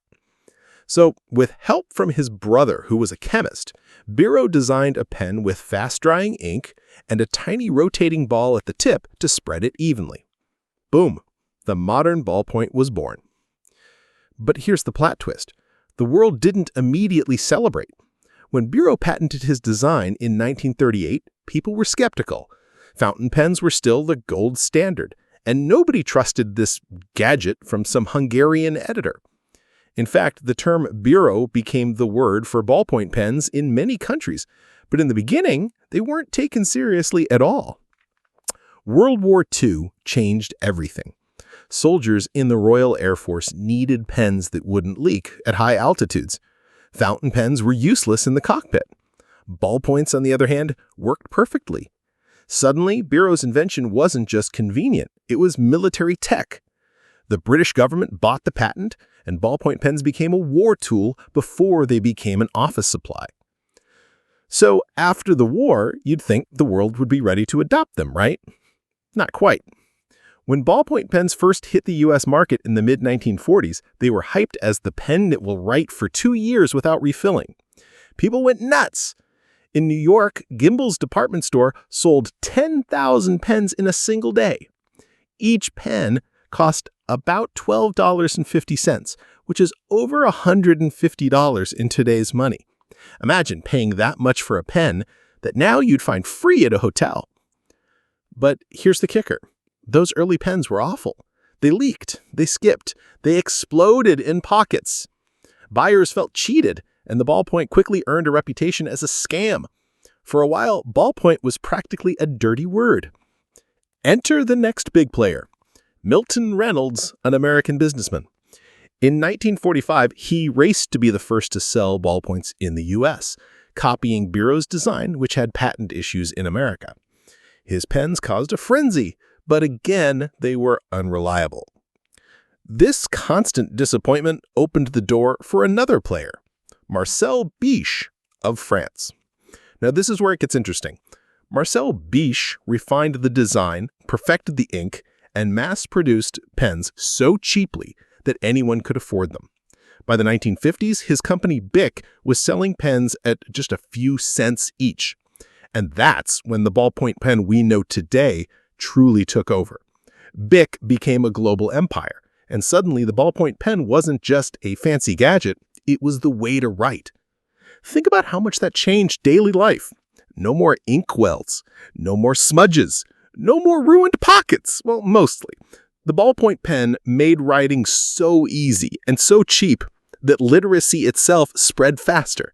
Schools could hand out pens, offices could rely on them, and the Bic Cristal, introduced in 1950, became one of the best-selling products of all time. Over 100 billion sold. To put that in perspective, that's more Bic pens than McDonald's hamburgers. But the story doesn't stop at convenience. The ballpoint pen also made its way into culture in surprising ways. For example, did you know that astronauts originally couldn't use ballpoint pens in space?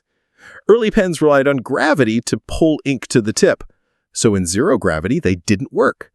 NASA had to fund the creation of a pressurized space pen, which later became famous in its own right. Fun fact, the Soviets, instead of spending money on that, just used pencils. Ballpoints also found their way into art. There is a whole movement of ballpoint pen art, where artists use nothing but cheap pens to create insanely detailed portraits. What started as a doodle tool during boring meetings has become a legitimate medium for creative expression. And let's not forget the ballpoint as a symbol of status, or the opposite of it. For decades, luxury fountain pens were seen as classy and sophisticated, while ballpoints were considered disposable and lowbrow. But ironically, ballpoints became the great equalizer. Everyone from CEOs to school kids used the exact same pen. There's something kind of poetic about that. A tool that was once hyped as high-tech eventually became the most ordinary object in the world. Of course, ballpoints aren't perfect. They've been criticized for being environmentally wasteful since billions of plastic pens end up in landfills every year. Some people are trying to revive refillable pens or design eco-friendly versions. And fountain pen fans will still argue that ballpoints killed the beauty of handwriting. But whether you love them or hate them, you can't escape them. Here's the bigger picture. The ballpoint pen is a reminder that sometimes the simplest objects have the messiest origins. It wasn't a smooth ride from quills to ballpoints. It was a chaotic journey, full of failures, hype, scams, and eventual perfection. And now, most of us don't even look at the pen we're holding. So the next time you scribble the phone number on a sticky note or sign a receipt, think about this. You're holding a piece of history that went from being a $150 luxury to something you can grab from a hotel counter for free. From warplanes to classrooms, from scams to mass success, the ballpoint pen has written its way into every corner of modern life. Literally. Ketchup. Be honest, how many of you have a half-empty bottle of ketchup in your fridge right now? Probably everyone. It's the most default condiment in the world. You order fries, you expect ketchup. Hot dogs, burgers, eggs for some of you. It's just there. But here's the twist. Ketchup didn't start with tomatoes at all. In fact, the ketchup we know today is the result of centuries of culinary remixing, trade routes, and some pretty bizarre ingredients. Let's rewind to the beginning. The word ketchup comes from the Chinese word ketjap, which was a kind of fermented fish sauce made in the Fujian region over 300 years ago. Think about that. Ketchup started as fish sauce. If you've ever had Southeast Asian fish sauce in Thai or Vietnamese food, that salty, funky punch, that's way closer to original ketchup than the sweet tomato stuff in your fridge. But how did fermented fish sauce become a burger topping? Traders. In the 1600s and 1700s, European sailors encountered ketchup in Southeast Asia and loved the flavor. But here's the problem. They couldn't keep the sauce fresh on long voyages, so they tried to recreate it back home with local ingredients. Instead of fermented fish, they used mushrooms, walnuts, or anchovies. Yeah, mushroom ketchup was actually the standard in England for a long time. If you walked into a London tavern in the 1700s and asked for ketchup, they'd hand you something dark, savory, and mushroom-based. The tomato didn't even enter the picture until the early 1800s in the United States. Back then, tomatoes were actually a little controversial. Some people thought they were poisonous because they belonged to the nightshade family. But American cooks started experimenting with tomato-based ketchup, and it caught on because tomatoes added sweetness and tang that the older versions didn't have. By the mid-19th century, tomato ketchup was becoming a thing, though it was still homemade and varied wildly in recipe. Here's where things get gross. Those early tomato ketchups weren't very safe. Before refrigeration and food safety laws, bottles of ketchup often spoiled quickly. To cover up the taste, some shady manufacturers dumped in crazy amounts of preservatives like coal tar or even formaldehyde. Imagine squirting that on your fries. It got so bad that ketchup became the poster child for America's need for food regulation. And this is where Henry J. Heinz steps in. In 1876, he launched Heinz tomato ketchup with a focus on purity, quality, and consistency. His recipe used ripe tomatoes, vinegar, sugar, and spices, no chemicals. Heinz also pioneered the use of clear glass bottles so customers could see what they were buying, which built trust. That was revolutionary at the time. Heinz basically didn't just sell ketchup. He sold the idea that food should be safe, consistent, and reliable. Now, let's talk about why ketchup tastes the way it does. It's not just sweet tomato paste. It's carefully engineered to hit all 5 basic tastes: sweet from sugar, sour from vinegar, salty, bitter from some spices, and umami from ripe tomatoes. That's why ketchup seems to go with everything. It's like a cheat code for flavor. And speaking of goes with everything, ketchup has had some weird cultural moments. For example, in the 1980s, the U.S. government tried to classify ketchup as a vegetable in school lunches to cut costs. People were outraged, and it became a running joke about bureaucratic nonsense. But technically, they weren't wrong. It is made from tomatoes, after all. There's also the strange science of the ketchup bottle itself. Ever struggled to get ketchup out of a glass bottle? That's because ketchup is a non-Newtonian fluid. It behaves more like a solid until you apply force, then suddenly flows like liquid. That's why smacking the 57 on a Heinz bottle actually helps. Heinz even admitted the trick. Tap it right there, and the ketchup pours smoothly. It's not magic, it's physics. Of course, ketchup has also sparked endless debates. Some people put it on eggs, others say that's sacrilege. In Chicago, putting ketchup on a hot dog is practically a crime. And then there are the international twists. In the Philippines, for example, there's banana ketchup, made during World War II when tomatoes were scarce. It's sweet, red, dyed to look like tomato ketchup, and still super popular there today. In Japan, ketchup is used in spaghetti dishes. In parts of the Caribbean, you'll even find spicy ketchup with hot peppers mixed in. So while you think of ketchup as American, it's really a global traveler. But here's a weird little philosophical question. Is ketchup too perfect? Some food scientists argue that ketchup hasn't changed in over 100 years because it's already complete. The balance of flavors is so dialed in that attempts to improve it usually fail. That's why Heinz still dominates after more than a century. In a way, ketchup might be one of the most optimized foods humans have ever created. Of course, the story wouldn't be complete without mentioning ketchup's role in marketing. Think about it. Ketchup was one of the first mass-market foods to become a brand icon. Heinz turned a pantry staple into a household name with clever slogans like 57 varieties. That number wasn't even accurate. Heinz just thought it sounded lucky and catchy. It worked. And here's a fun little fact to blow your mind. Ketchup was once sold as medicine. In the 1830s, an Ohio doctor marketed tomato ketchup as a cure for indigestion, calling it tomato pills. And people bought it up until the medical claims were debunked. Imagine going to a pharmacy and walking out with a bottle of Heinz instead of antacids. So let's pull this together. Ketchup started as Chinese fish sauce.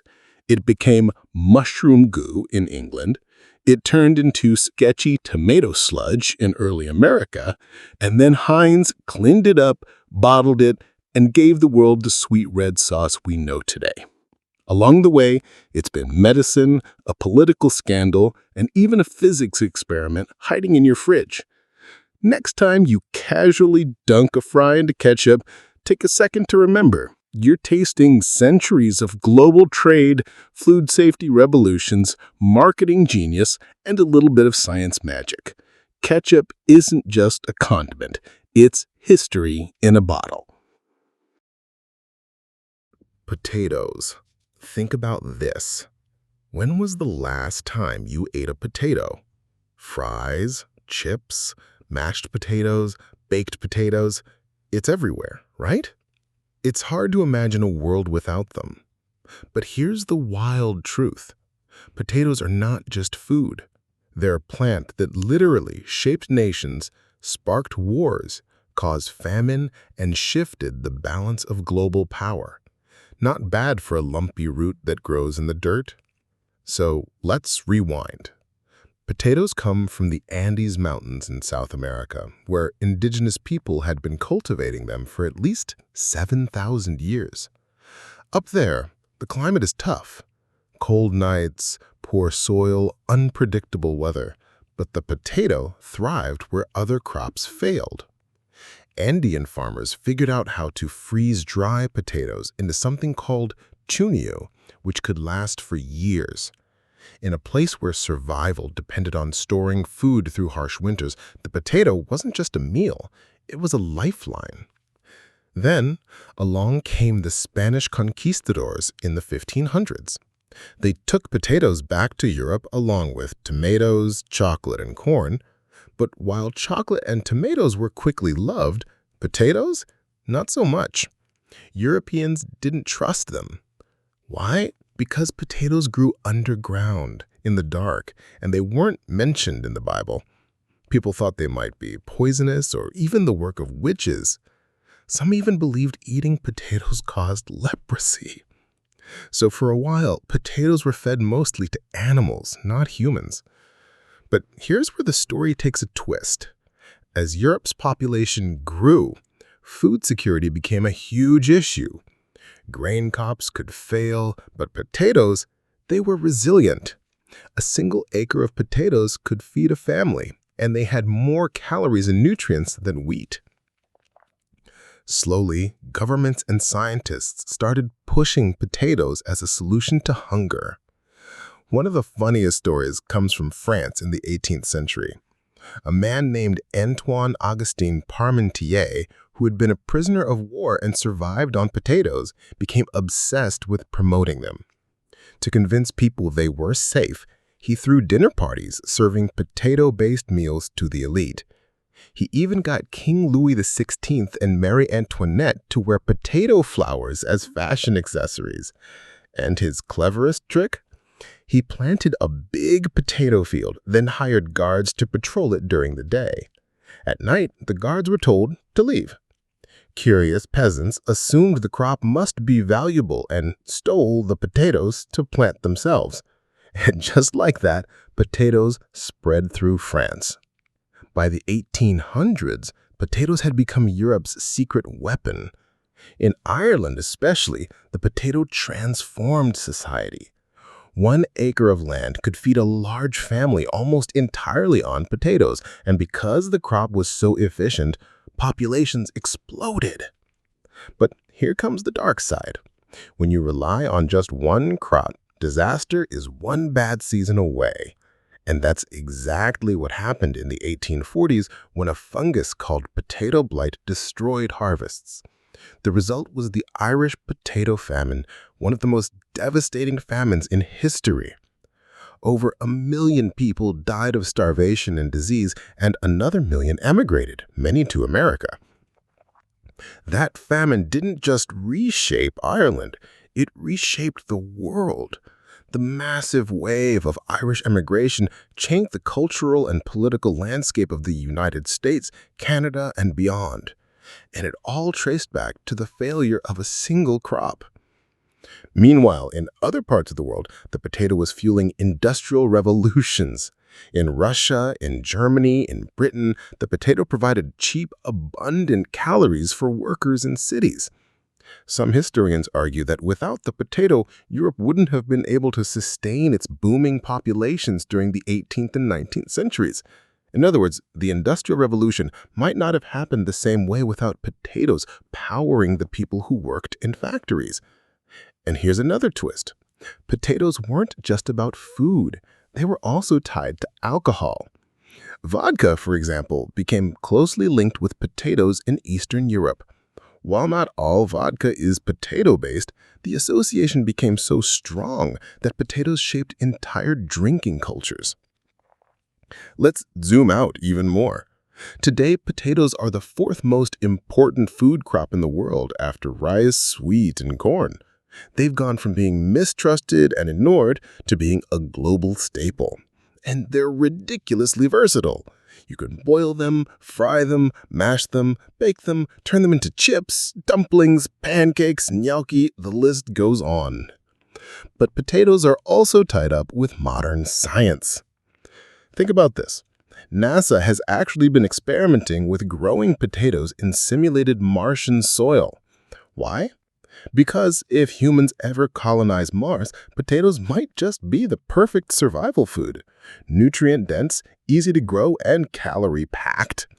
The same crop that saved people in the Andes thousands of years ago might just one day feed astronauts on another planet. Of course, potatoes have had their fun side in pop culture, too. From Mr. Potato Head to the infamous potato battery science experiment, this humble root has made its way into toys, classrooms, and even memes.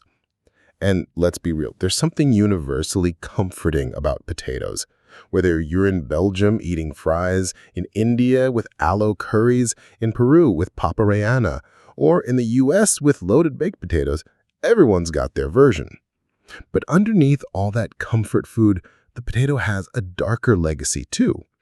It reminds us what happens when societies depend on too much on just one food source. It shows how famine, migration, and even revolutions can grow out of something as ordinary as a root crop. So next time you dip a French fry in ketchup or crunch into a bag of potato chips, take a moment. You're not just eating a snack. You're tasting a food that fueled empires, caused mass migrations, and might even feed humans on Mars. Potatoes may be humble, but their story is anything but boring. Coffee. All right, let's start with a simple question. Have you had your coffee today? If you're like most people, the answer is probably yes, and maybe more than one cup. Coffee is such a normal part of life now that we forget just how strange its journey really is. Behind every latte, cappuccino, or espresso shot is a history of goats, monks, bans, smuggling, and even revolutions. Seriously, this little bean is way more rebellious than it looks. The story begins, according to legend, with an Ethiopian goat herder named Kaldi around the 9th century. The tale goes that Kaldi noticed his goats acting super energetic, jumping, dancing, refusing to sleep after eating berries from a certain shrub. Curious, Kaldi tried the berries himself, and suddenly he was wide awake and buzzing with energy. He brought the discovery to local monks who, at first, thought the beans were suspicious. In fact, one monk supposedly threw them into the fire. But instead of evil spirits, what came out was the smell of roasting coffee. So good that the monks fished the beans out of the ashes, ground them up, and mixed them with hot water. Boom! The world's first cup of coffee. From Ethiopia, coffee spread to Yemen, where Sufi monks started drinking it to stay awake during long nights of prayer. Imagine that. Before coffee shops, coffee was basically a religious aid. By the 15th century, Yemen had become the world's first coffee powerhouse. The port city of Mocha, yes, that's where the drink name comes from, shipped coffee beans across the Middle East. And this is where things get spicy. Coffee wasn't just a drink, it was a social revolution. People started gathering in coffee houses called kahwe kahne to drink, talk, debate, share poetry, and even plot politics. These places became known as schools of the wise, where ideas spread like wildfire. Naturally, rulers got nervous. In the Ottoman Empire, Sultan Murad IV outright banned coffee in the 1600s, declaring it dangerous to social order. And this wasn't just a slap-on-the-wrist ban. Punishments for drinking coffee could be brutal, even execution. But people? They didn't care. They loved their coffee too much, and underground coffee houses kept popping up. Coffee became a symbol of rebellion against authority. By the 1600s, coffee had reached Europe, and once again, it stirred up controversy. At first, some called it the bitter invention of Satan. Imagine being so scared of a drink that you think it's the devil's work. But then, Pope Clement VIII tried a cup, liked it, and basically gave coffee the Vatican seal of approval. That was enough to kickstart Europe's coffee craze.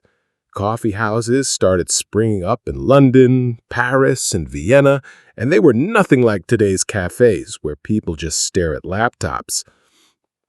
Back then, coffee houses were buzzing hubs of gossip, business, and radical ideas. In London, they were called penny universities, because for the price of a cup, you could join heated debates and hear the latest news. Some of the world's most influential companies, like Lloyd's of London, Insurance, and even the London Stock Exchange, started as coffee house meetups. So, in a way, sipping a cappuccino helped shape modern capitalism. But just like in the Middle East, European rulers got nervous too. In 1675, England's King Charles II even tried to ban coffee houses, calling them places where disaffected persons meet to spread scandalous reports. Translation: people were talking too freely about politics, and kings don't like that. The ban didn't last, though. The public outrage was so huge that it collapsed within days. Turns out, once people get hooked on caffeine, good luck stopping them. Meanwhile, coffee was becoming a global commodity, and control over where it was grown meant power. For a while, Yemen had a monopoly, carefully guarding coffee plants so no one else could grow them. But of course, smuggling happened. The Dutch managed to steal some seedlings and started plantations in Java, Indonesia. Hence, Java as another word for coffee. The French got their hands on a plant too, and one sapling carried across the ocean eventually turned into the millions of coffee trees in the Caribbean and Latin America. Coffee wasn't just spreading, it was taking over the world. By the 18th century, coffee was tied to colonialism and slavery. Plantations in the Americas relied heavily on enslaved labor, and the drink that fueled Europe's Enlightenment had a very dark cost. This part of coffee's history is uncomfortable, but it's important to remember. Behind every cup was human suffering on a massive scale. Fast forward a bit, and coffee becomes a revolutionary drink in another sense. During the American Revolution, when colonists dumped British tea into Boston Harbor in protest, many Americans switched to coffee as a patriotic alternative. In that sense, coffee wasn't just keeping people awake, it was tied to independence and rebellion. As coffee culture grew, so did the ways we prepared it. The invention of the espresso machine in Italy in the 1800s turned coffee from a slow sip to a quick, concentrated jolt. Suddenly, the modern cafe culture we know today was born. Then came instant coffee in the 1900s, military rations during world wars, and eventually the rise of massive chains like Starbucks, which turned coffee into a lifestyle as much as a drink. But here's something wild to think about. Coffee is now the second most traded commodity in the world. That's how deeply addicted humanity has become. Over 2 billion cups are consumed every single day. Think about that. Right now, as you're watching this, millions of people are making coffee at this exact second. And just like in the past, coffee is still political. Issues of fair trade, sustainability, and climate change are huge. Coffee plants are sensitive to temperature, so global warming threatens the future of coffee itself. Scientists are scrambling to find ways to grow resilient varieties because, let's be honest, if coffee disappeared, there would be worldwide chaos. So next time you take that first sip in the morning, think about how much history is in your cup. A goat herder's curious discovery, secret smuggling across oceans, royal bans, revolutions, colonial plantations, stock exchanges, and cafe debates. It's all in there. Coffee isn't just a drink. It's rebellion in liquid form, and it has shaped the modern world in ways that are hard to imagine. Chocolate. Be honest, if I said the word chocolate, your brain probably lit up with happy thoughts. Bars, brownies, hot cocoa, cake. It's everywhere, and it feels like it's always been there. But here's the twist. The chocolate you know today, sweet, creamy, melt-in-your-mouth, is nothing like the chocolate people first consumed thousands of years ago. Its origin story is way stranger and not always sweet.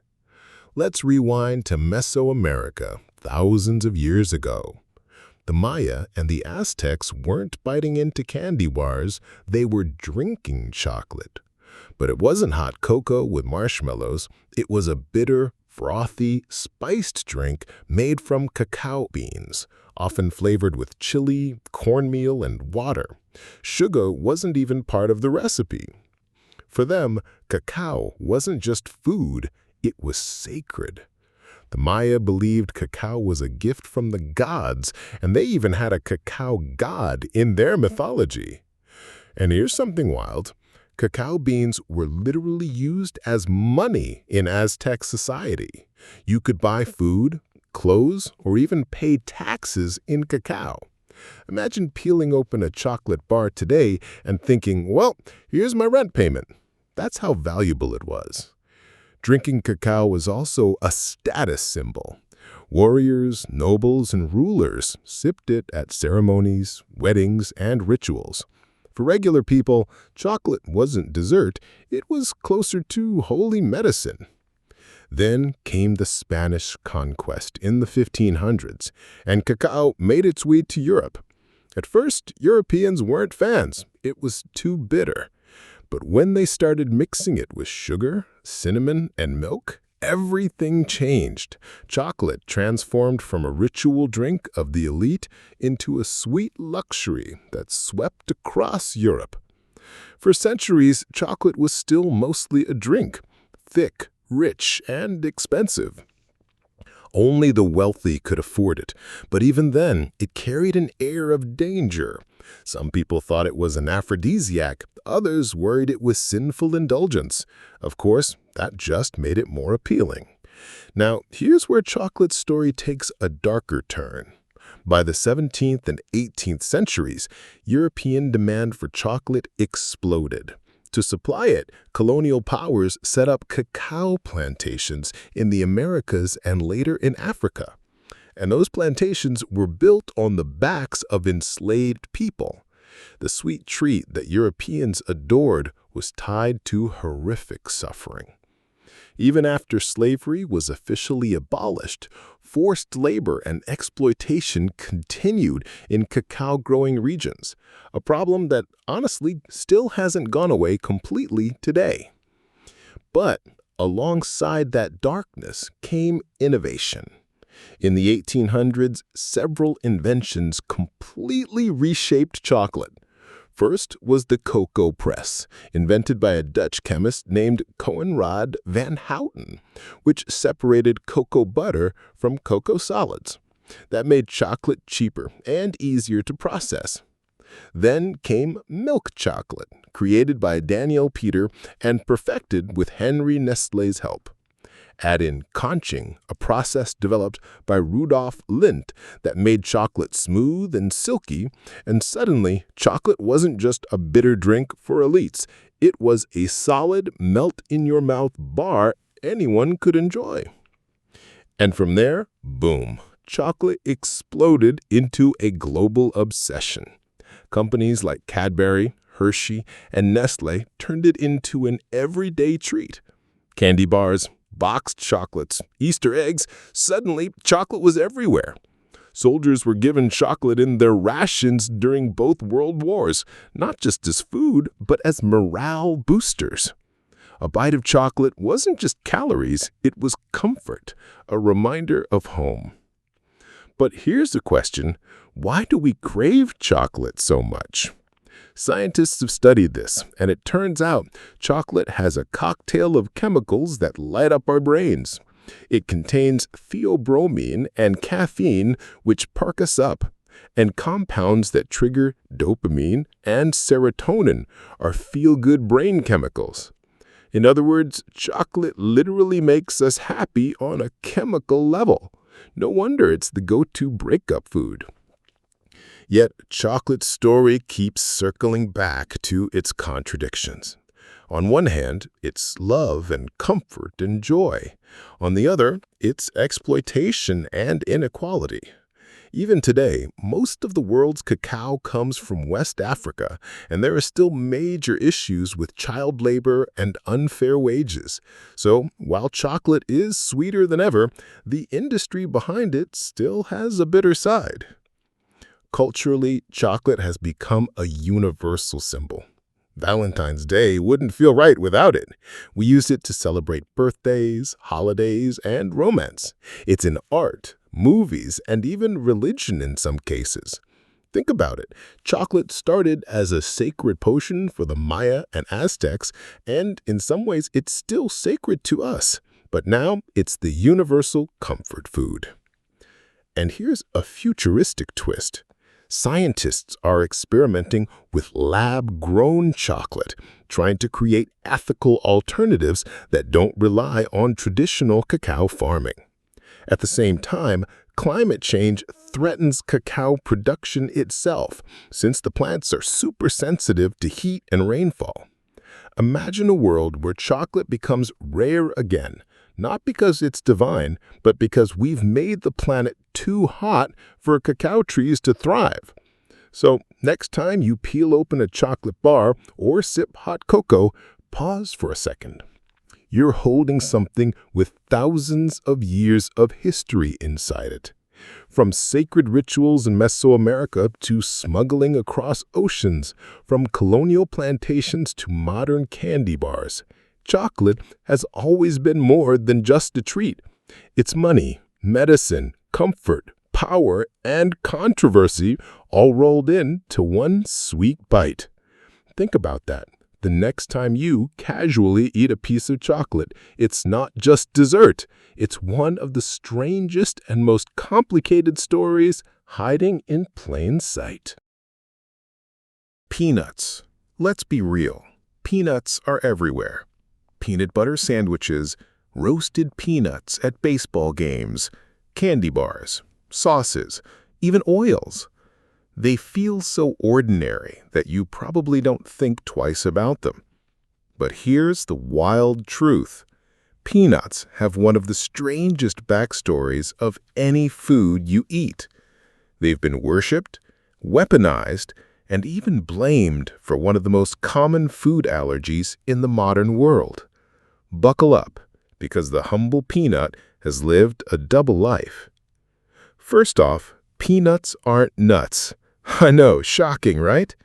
Botanically speaking, they're legumes, more closely related to beans and lentils than to almonds or walnuts. But unlike other legumes, peanuts do this bizarre trick. Instead of growing their pods above ground, they flower, then push the fertilized pods underground, where the peanuts actually grow. That's why they're sometimes called ground nuts. Imagine if apples grew underground. It feels almost backwards. The story of peanuts starts in South America, probably in modern-day Bolivia or Peru, where indigenous people were cultivating them thousands of years ago. Archaeologists have found peanut-shaped pottery from around 3,500 years ago, which shows just how important they were to ancient diets and rituals. For some cultures, peanuts weren't just food, they were offerings to the gods. In fact, peanuts were often buried with the dead, a snack for the afterlife. When the Spanish conquistadors arrived in the 1500s, they took peanuts back to Europe. From there, peanuts spread to Africa and Asia, where they became hugely important in local cuisines. Think of African peanut stews, Indonesian satay with peanut sauce, or Chinese stir-fries with roasted peanuts. Those culinary traditions exist because the peanut made a global tour centuries ago. But peanuts really became revolutionary in the United States. In the 19th century, they were considered food for livestock or the poor, definitely not a respectable food. That changed thanks to George Washington Carver, a scientist and agricultural genius who promoted peanuts as a way for poor farmers especially in the American South, to survive after the cotton industry collapsed. Carver developed hundreds of peanut-based products, everything from peanut oil to peanut flour to paints, cosmetics, even fuel. Contrary to popular belief, he didn't invent peanut butter, but his work turned peanuts into a symbol of innovation and survival. Speaking of peanut butter, this is where peanuts get legendary. While Carver popularized peanuts, the invention of peanut butter is usually credited to a few different people in the late 1800s. One was a Canadian named Marcellus Gilmore Edson, who patented a peanut paste in 1884. Then came Dr. John Harvey Kellogg, the cereal guy, who promoted it as a health food for people who couldn't chew meat. Imagine that. Peanut butter started as medical food before becoming the staple of childhood lunches. And let's not forget peanuts in American culture. Baseball stadiums made peanuts roasted iconic, so much so that the song "Take Me Out to the Ball Game" literally name drops them. Peanut butter and jelly sandwiches became a childhood classic, especially after World War II, when rations made it cheap and available. And candy? From Reese's to Snickers, peanuts basically reshaped the entire candy industry. But here's the twist. While peanuts became a comfort food for millions, they also became infamous for something terrifying: allergies. Peanut allergies are among the most common and dangerous food allergies today, sometimes causing life-threatening reactions. What's bizarre is that peanut allergies barely existed in historical records until recent decades. Some scientists think modern food processing, environmental factors, or even overcleanliness in childhood, the hygiene hypothesis, might be to blame.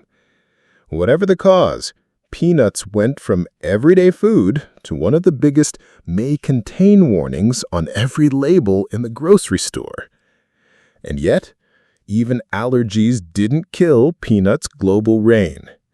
In fact, peanuts became heroes in humanitarian work. A product called Plumpy-Nut, a peanut-based paste fortified with vitamins, has been used by relief organizations to save malnourished children in famine zones. It's shelf-stable, doesn't need refrigeration, and provides instant energy and nutrients. In a way, peanuts are literally saving lives on a global scale. Peanuts also play a sneaky role in industries you'd never guess. Peanut oil was once tested as a fuel alternative. Even diesel engines ran on it, and it's still used in cosmetics and pharmaceuticals. And let's not skip over the fact that peanuts fueled cultural icons too. Think about Snoopy's buddy Charlie Brown, forever tied to the Peanuts comic strip. But peanuts also carry controversies. During World War II, there were peanut butter shortages which caused near riots in some American towns. Today, the peanut industry is also criticized for environmental impact. Peanuts are thirsty crops and require specific climates to thrive. Add climate change into the mix, and the future of peanuts might not be as stable as we think. Despite all that, peanuts remain deeply woven into human culture. In Africa, they're a base for stews. In Asia, they're ground into sauces. In America, they're childhood nostalgia. They've been currency, offerings to the gods, survival food, and global trade goods. Think about it. Every time you crack open a peanut shell or spread peanut butter on bread, you're holding centuries of history in your hand. From South American tombs to school cafeterias, from famine relief to allergic reactions, peanuts are proof that even the most ordinary-looking foods can carry extraordinary stories. So the next time you eat a handful of peanuts or grab a Reese's, remember, this little legume has shaped cultures, saved lives, sparked allergies, and maybe even holds a piece of the future. It's not just a snack. It's one of the strangest, most impactful foods on Earth. Bananas. Quick question. How many bananas do you think you've eaten in your life? 100? 1,000? Probably more. Bananas are everywhere. Smoothies, cereal, snacks on the go. They're cheap, convenient, and sweet. But here's the kicker. The banana we know and love is basically a clone. It's in constant danger of disappearing, and it once sparked wars and toppled governments. This fruit is way stranger than you think. Let's start with the basics. Bananas didn't originally come from your supermarket. They came from Southeast Asia and Papua New Guinea thousands of years ago. People were eating and cultivating wild bananas long before they ever reached Africa or the Americas. But those wild bananas weren't the smooth, sweet kind we know today. They were full of giant, hard seeds, not exactly easy snacking. Over generations, people selected and cultivated seedless varieties, which are the ancestors of our modern bananas. Bananas spread across the globe through trade routes. By the time of ancient Rome, they were already known in parts of Europe. But it wasn't until European colonization and the rise of plantation agriculture that bananas really went global. In fact, bananas weren't even widely eaten in the United States until the late 1800s. Before then, most Americans had never even seen one. And here's where it gets crazy. Early on, the banana variety that dominated the world was called the Gros Michel, bigger, sweeter, and creamier than today's bananas. People loved it. But in the mid-20th century, disaster struck. A fungal disease called Panama disease swept through plantations, wiping out the Gros Michel worldwide. By the 1960s, the beloved banana had gone extinct commercially. That's right, the bananas your grandparents ate don't even exist in stores anymore. The banana we eat today is a backup variety, the Cavendish, chosen because it was resistant to that original fungus. But here's the scary part. Cavendish bananas are clones. Every Cavendish banana is genetically identical, which makes them super vulnerable to disease. And guess what? A new strain of Panama disease is now spreading, threatening to wipe out Cavendish bananas too. If it succeeds, bananas as we know them could vanish from supermarket shelves. Again. Now, let's zoom in on the politics. Bananas didn't just change diets, they changed nations. In Central America and the Caribbean during the 19th and 20th centuries, massive companies like the United Fruit Company, today known as Chiquita, and Standard Fruit, now Dole, set up huge plantations. These corporations were so powerful that they controlled governments, economies, and even armies. The term banana republic was born to describe countries whose politics were dominated by banana companies. Here's an example. In 1954, the United Fruit Company worked with the U.S. government to help overthrow Guatemala's elected president, Jacobo Arbenz, because his land reforms threatened their plantations. That single coup not only changed Guatemala forever, but also set off decades of political instability in the region, all because of bananas. Think about that. A fruit sparked a Cold War proxy battle. Bananas also had a strange marketing journey. Since they were exotic in the late 1800s, fruit companies had to convince Americans to eat them. Ads showed bananas as safe, healthy, and modern. Recipes popped up for banana cream pie, banana pudding, and even banana sandwiches. By the early 20th century, bananas had gone from rare delicacy to everyday staple. They were also promoted as the perfect kids' food, soft, sweet, and easy to digest. But bananas weren't just about eating. They also shaped pop culture. Think about the classic slipping on a banana peel gag in cartoons and comedy. That actually started in the 19th century, when discarded peels in crowded cities became a genuine slipping hazard. Vaudeville comedians picked up on it, and soon bananas were as much a symbol of humor as they were of food. Nutritionally, bananas are fascinating too. They're rich in potassium, vitamin C, and fiber. For decades, people have been told to eat them for energy, especially athletes. But here's a weird fact. Bananas are naturally radioactive. Don't freak out, it's totally harmless. The potassium in bananas includes a tiny amount of radioisotope. Eating a banana won't hurt you, but technically, you could measure its radiation with sensitive equipment. Now, let's talk about how bananas might disappear in the future. Remember that clone problem? Since Cavendish bananas are genetically identical, if the disease spreads, they can't adapt. Scientists are racing to develop new varieties, sometimes by genetic engineering, to keep bananas alive. Without that, your morning banana could go the way of the Gros Michel, into extinction. And yet, despite all these challenges, bananas remain one of the world's most important foods. They're the most exported fruit globally, providing cheap calories for millions of people. In many countries, plantains, close relatives of bananas, are a staple food, cooked in stews, fried, or mashed. Bananas aren't just snacks. For some communities, they're survival. But what really makes bananas fascinating is how they embody so many contradictions. They're funny, even silly, in pop culture. They're cheap and ordinary at the grocery store. And yet they've toppled governments, caused corporate empires to rise, and faced extinction not once but twice. Few foods carry a story this bizarre. So the next time you peel a banana, take a second. You're not just holding a fruit. You're holding a legacy of ancient farmers in Asia, the shadow of empires in Central America, the memory of a vanished banana that once ruled the world, and a fragile future that depends on science to keep them alive. That's a whole lot of history, and something you eat in 30 seconds flat.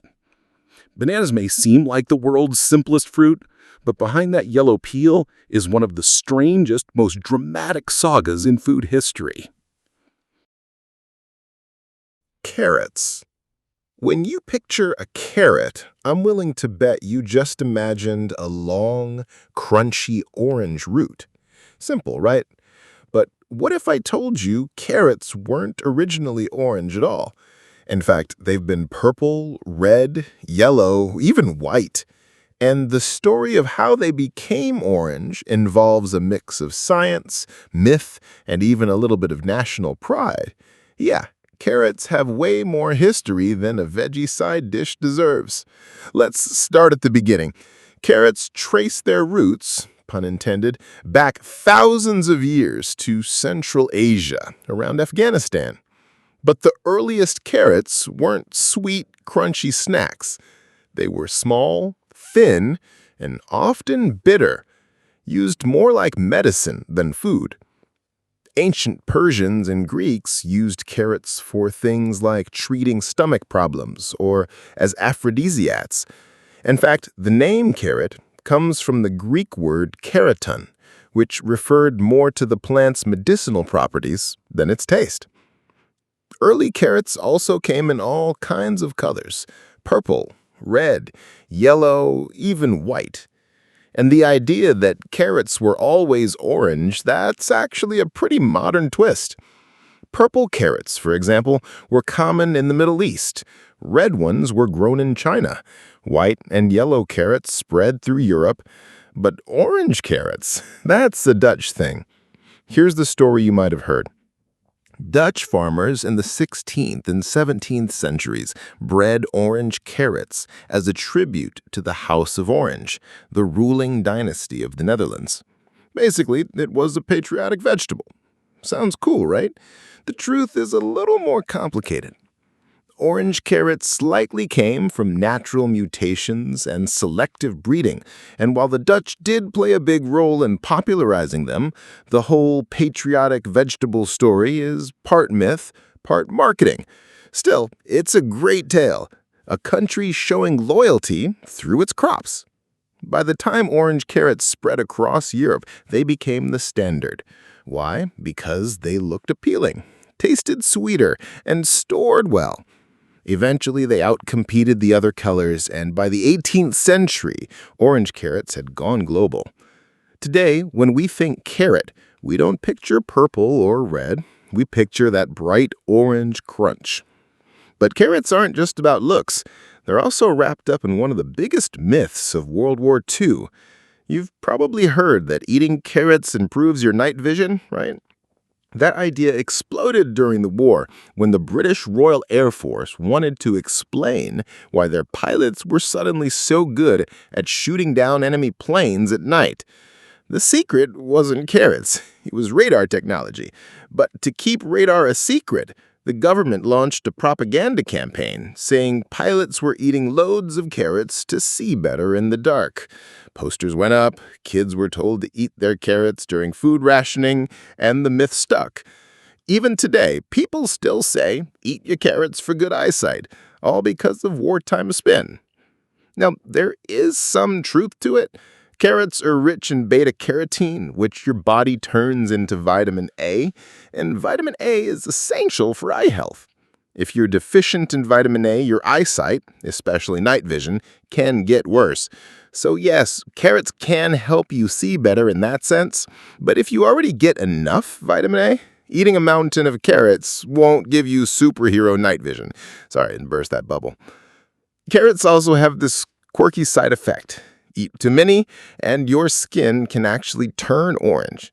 It's called carotenemia, and while it's not dangerous, it does make you look like you've had a bad spray can. There have even been medical cases of people who drank so much carrot juice daily that their skin turned bright orange. Imagine explaining that to your doctor. Culturally, carrots have played all kinds of roles. In ancient folklore, they were sometimes linked to fertility.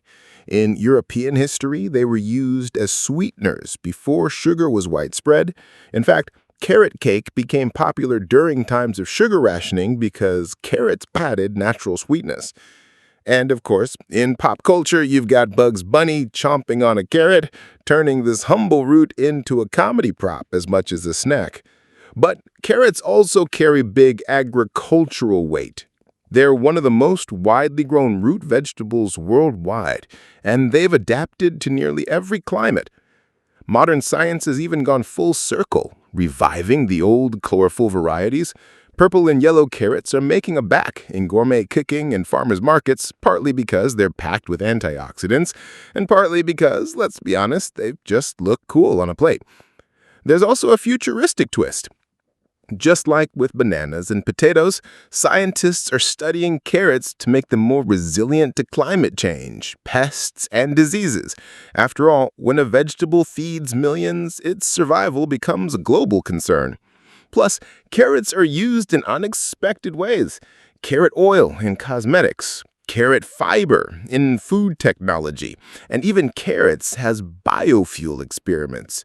This little root has a bigger footprint than you'd ever expect. So, the next time you crunch into a carrot stick, pause for a second. You're not just eating a veggie. You're biting into a root with ancient medicinal uses, a rainbow of lost colors, a propaganda tool from World War II, and a makeover courtesy of Dutch farmers. Carrots might seem ordinary, but they've been medicine, myth, politics, and pop culture all rolled into one. And who knows, in the future, when we're all eating purple carrots again, maybe orange will feel... Popcorn. All right, let's talk about popcorn.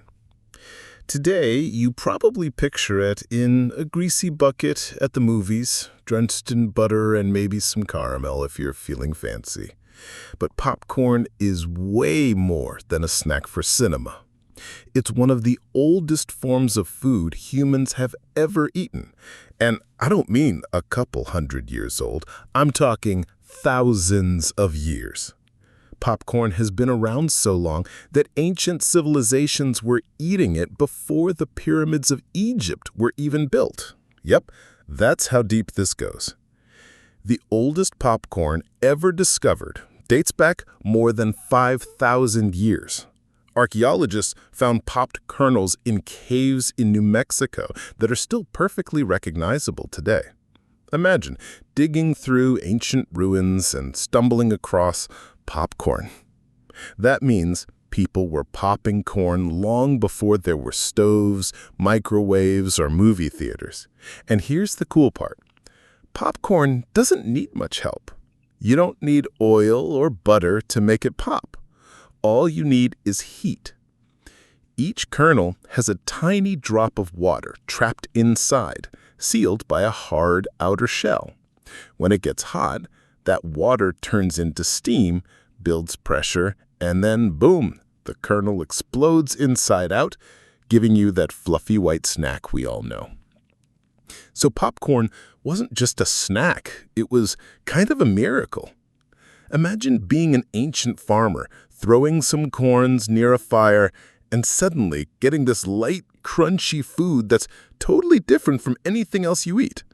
No wonder popcorn became important in ancient cultures. For the Aztecs, for example, popcorn wasn't only food, it was sacred. They used it in rituals, decorated statues of the gods with popcorn garlands, and even wore popcorn during ceremonies.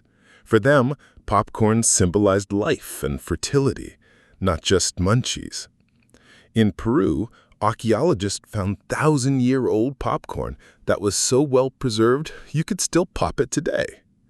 That means humans have been carrying around this food, celebrating it, and making it part of daily life for a ridiculously long time. And yet, most of us only think of it as a movie snack.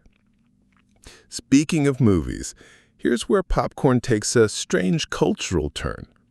Back in the early 20th century, when cinemas first became popular, popcorn wasn't welcome inside. Theaters wanted to look classy, like opera houses with velvet seats and chandeliers. The idea of people crunching loudly and spilling kernels on the floor, totally unacceptable.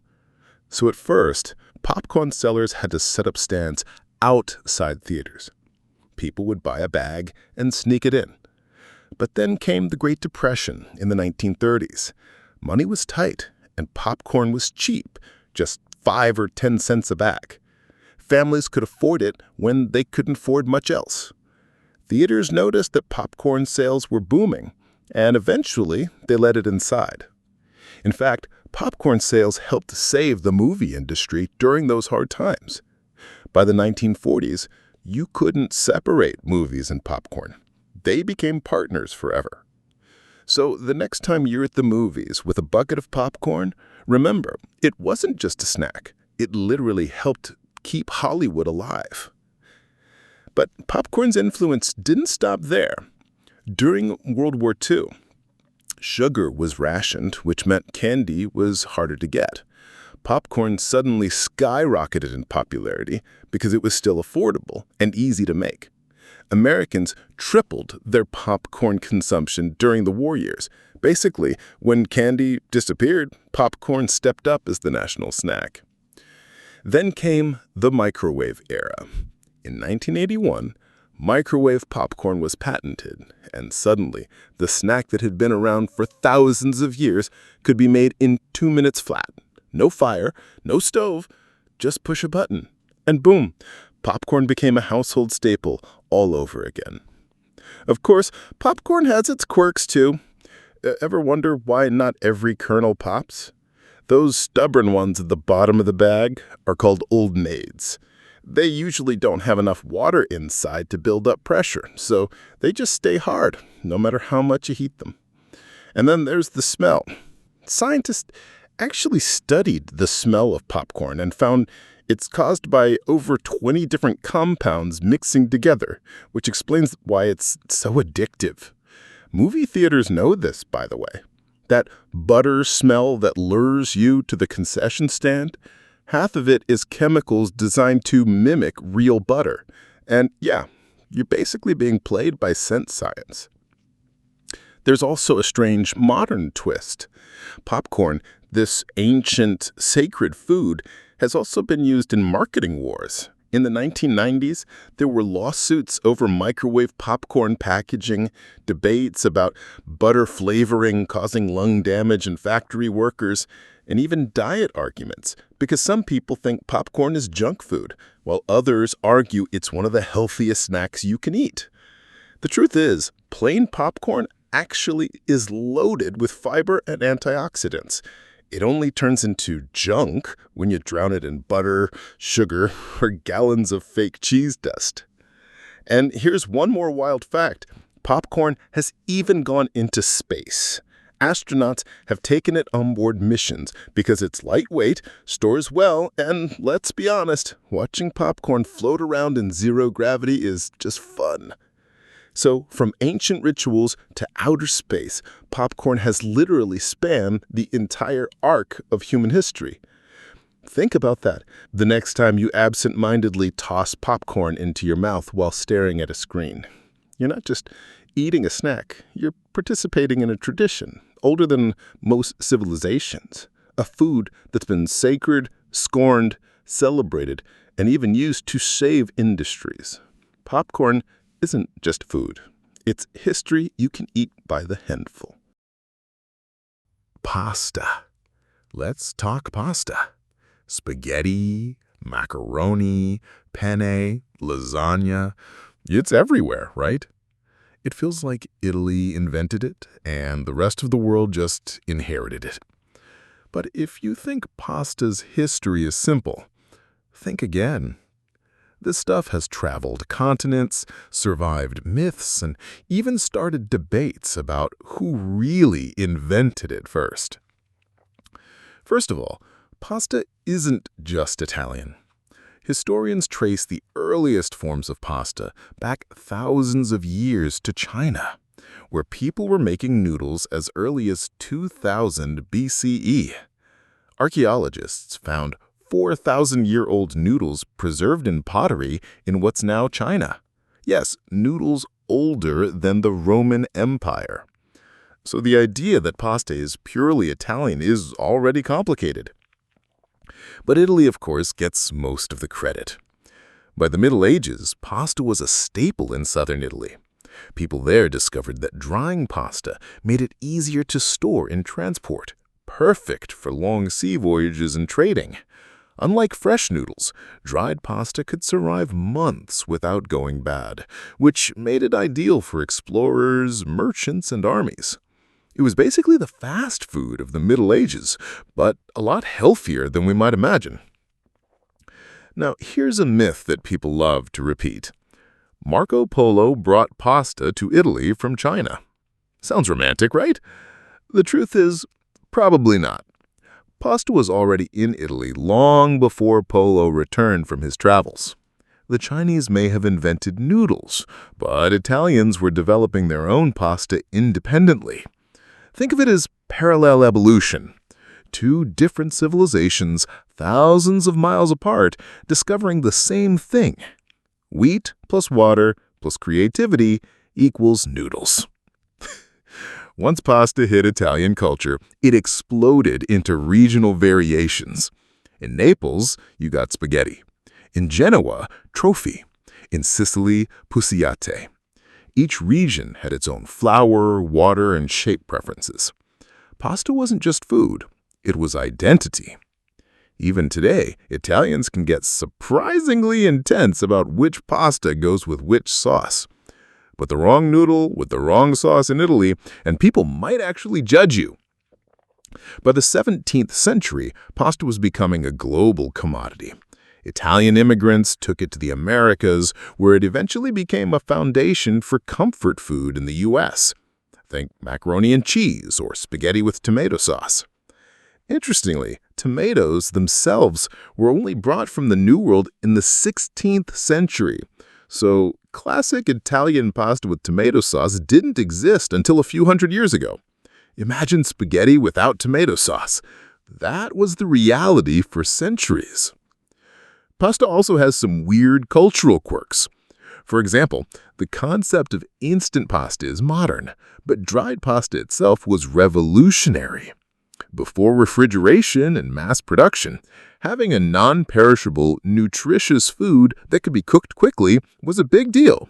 Sailors, soldiers, and explorers relied on dried pasta to survive long journeys. In a way, pasta helped civilizations travel, trade, and even conquer.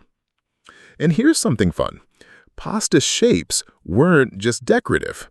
In some cases, they were functional. Twists, tubes, and ridges help sauces cling to the noodles. Tiny pasta shapes like orzo or pastina were often used for soups or feeding children. Every shape has a story. Some historians even say that pasta shapes reflect social status. The simpler shapes for everyday people, the fancy stuffed pastas like tortellini for the elite. Pasta's rise also coincided with industrialization. In the late 19th and early 20th centuries, pasta factories started mass-producing noodles in Italy and America. Italian immigrants brought their traditions with them, and suddenly, pasta was everywhere. It became comfort food, a family staple, and eventually a cultural export. Today, pasta is the most consumed food in Italy, but it's also eaten around the world in countless adaptations. Nutritionally, pasta has been controversial. Some people demonize it for carbs, while others swear by it as a part of a balanced Mediterranean diet. The truth is that pasta itself isn't the villain. What matters is what you put on it.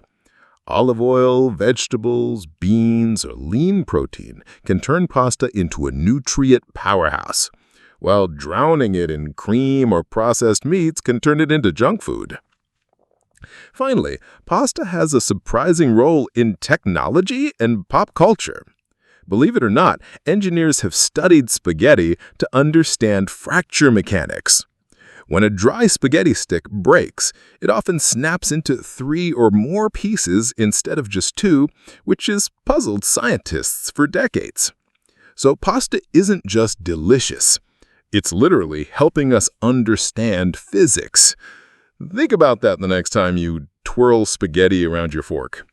You're eating something with thousands of years of history, global migrations, regional traditions, culinary innovations, and even a side of science. That seemingly ordinary plate of spaghetti, it's basically a time machine for your taste buds. Vanilla. Close your eyes for a second and think about vanilla. Ice cream, cakes, cookies, custards. That soft, sweet aroma that instantly makes desserts irresistible. But here's the kicker. Vanilla, the flavor we think of as common and ordinary, is anything but ordinary. Its history is bizarre, its cultivation is intense, and what you eat today might not even be the real thing. Let's start at the beginning. Vanilla comes from a plant, a climbing orchid called Vanilla planifolia, native to the tropical forests of Mexico. And here's something most people don't know. Orchids are some of the trickiest plants to grow.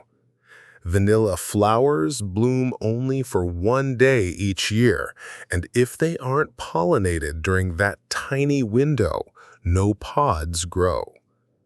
Without human help, the vanilla orchid almost never produces beans outside its native region. That's why real vanilla was once so rare and precious. In ancient Mexico, the Totonac people were the first to cultivate vanilla. They considered the orchid sacred and used it in rituals and as flavoring for chocolate drinks. When the Spanish arrived in the 1500s, they fell in love with chocolate and, by extension, vanilla. But exporting vanilla plants turned out to be tricky. The orchid requires a very specific type of pollination, which was done naturally by a tiny Mexican bee. Outside Mexico, the flowers would bloom but never set pods. For nearly 3 centuries, vanilla couldn't be grown commercially anywhere else. European demand soared, and vanilla became one of the most expensive spices in the world, more costly than gold at times. Everything changed in 1841 when a 12-year-old slave named Edmund Albius in Reunion discovered a method of hand-pollinating vanilla orchids. With a simple stick and thumb technique, humans could mimic the native bees' work and produce vanilla pods anywhere in the world. Suddenly, vanilla production spread to tropical colonies like Reunion, Madagascar, and Tahiti. That small breakthrough turned vanilla from an exotic rarity into a global commodity. But the process was still incredibly labor-intensive. Hand-pollinating thousands of flowers each year takes serious patience and skill. Even with human help, growing vanilla is a long game. After pollination, it takes 6 to 9 months for the pods to mature. Then they must be blanched, sun-dried, and cured, a process that can take months and requires constant attention. No wonder vanilla is still so expensive compared to chocolate or sugar. And here's a kicker. Vanilla flavoring in most foods today isn't real vanilla at all. It's vanillin, a chemical often derived from wood pulp, paper, or synthetic sources. Most ice cream, candy, and baked goods you eat are flavored with synthetic vanilla, not the actual orchid. Vanilla's story isn't just botanical, it's also cultural and political. In the 19th and 20th centuries, vanilla production was tied to colonialism and labor exploitation in Madagascar and other tropical islands. Workers were often paid poorly, and the process demanded backbreaking labor. The high value of the spice led to monopolies, smuggling, and even fraud. There's a reason pure vanilla extract is one of the most pricey ingredients in baking. But vanilla also became a cultural obsession. In the 19th century, French chefs perfected vanilla ice cream, custards, and creams, spreading the flavor across Europe. In the US, vanilla quickly became associated with comfort, purity, and even romance. Think about how vanilla scent is used in perfumes, candles, and aromatherapy. It's basically synonymous with warm, familiar, and sweet. And yet, vanilla remains fragile. Climate change, hurricanes, and disease threaten Madagascar's crops, which produce most of the world's natural vanilla today. If something disrupts production, prices could skyrocket, and suddenly that everyday flavor might feel like a luxury again. Fun fact, vanilla is technically a fruit, not a spice, and it's the only edible fruit of the orchid family. The rest of the world's orchids, mostly ornamental or exotic-looking flowers you'd kill to keep alive in a glass greenhouse. Vanilla is the edible anomaly of an already weird plant family.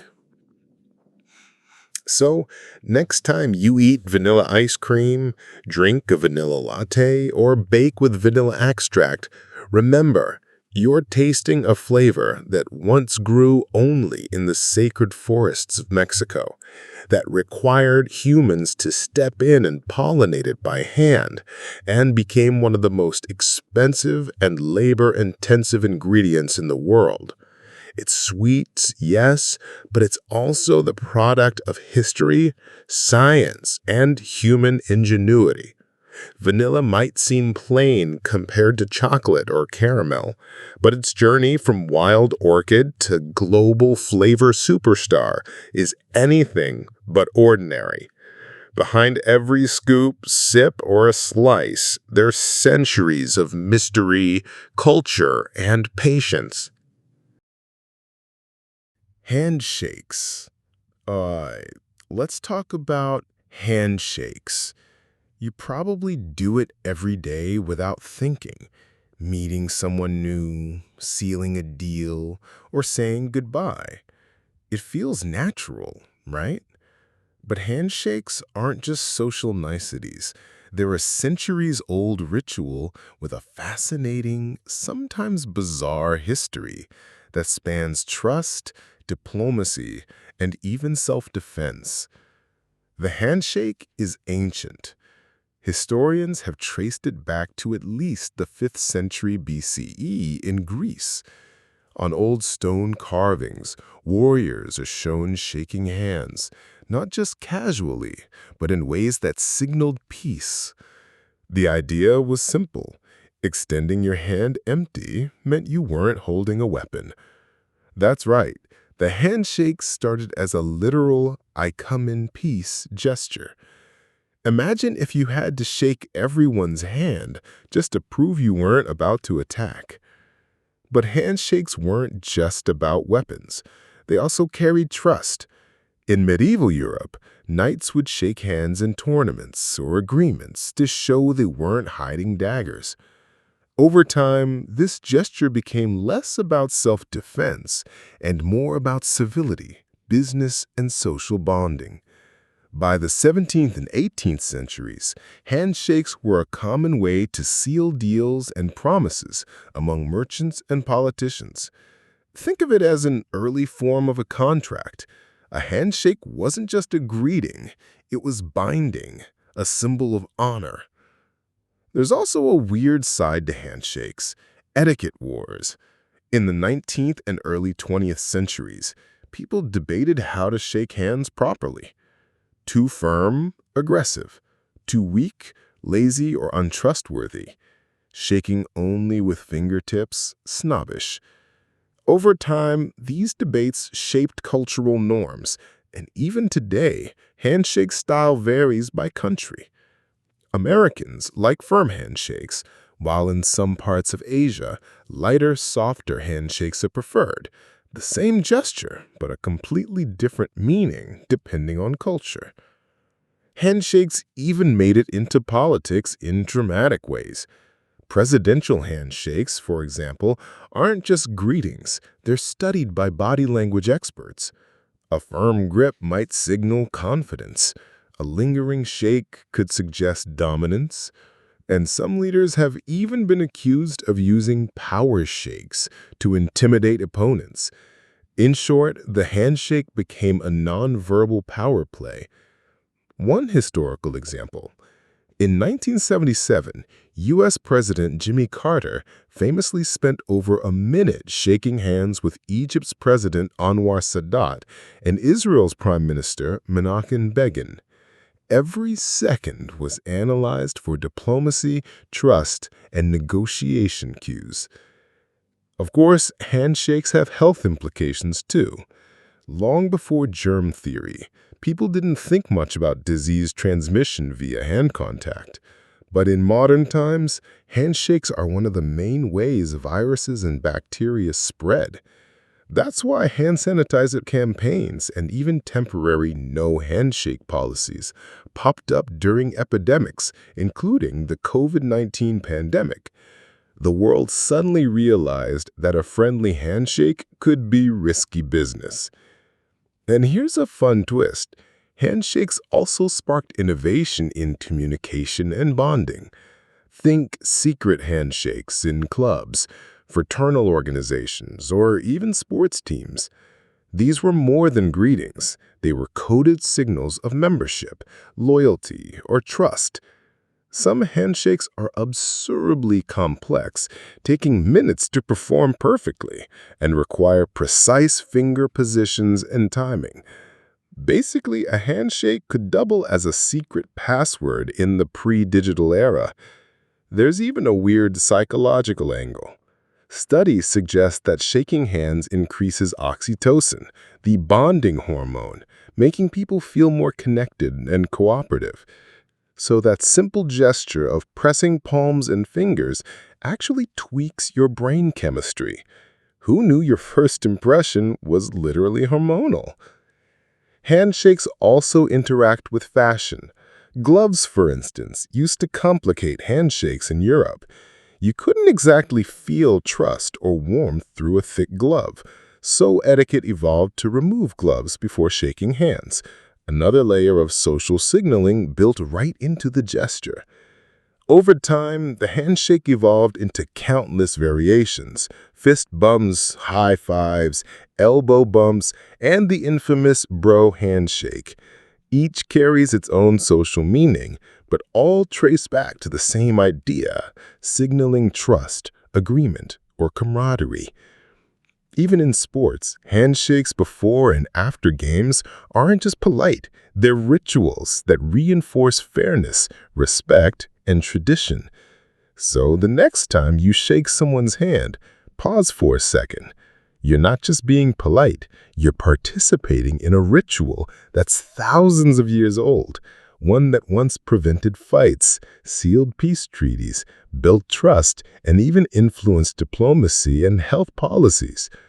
From Greek warriors to medieval knights, to presidents and everyday strangers, the handshake is a silent language that says more than words ever could. It's simple, it's human, and it's strangely powerful. A gesture you do in under 2 seconds carries millennia of history, culture, and meaning, plus a dash of psychology. That's way more than you'd expect from just holding someone's hand for a moment. Clapping.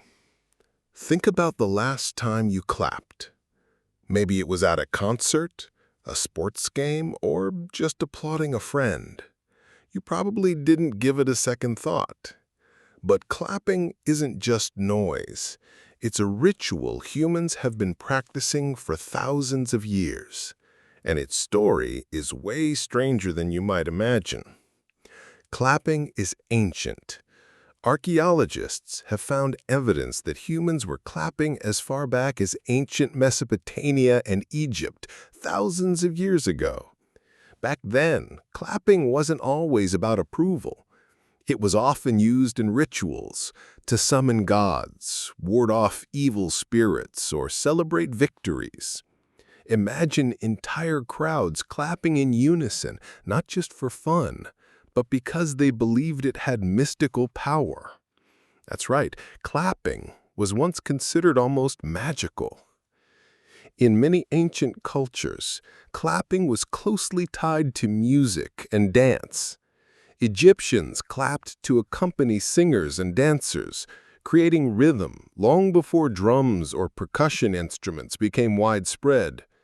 Similarly, in ancient Greece, clapping was an essential part of theater. Audiences didn't just watch, they participated. Clapping at appropriate times to express approval, agreement, or even disapproval. Theatergoers were basically giving real-time reviews thousands of years before Rotten Tomatoes existed.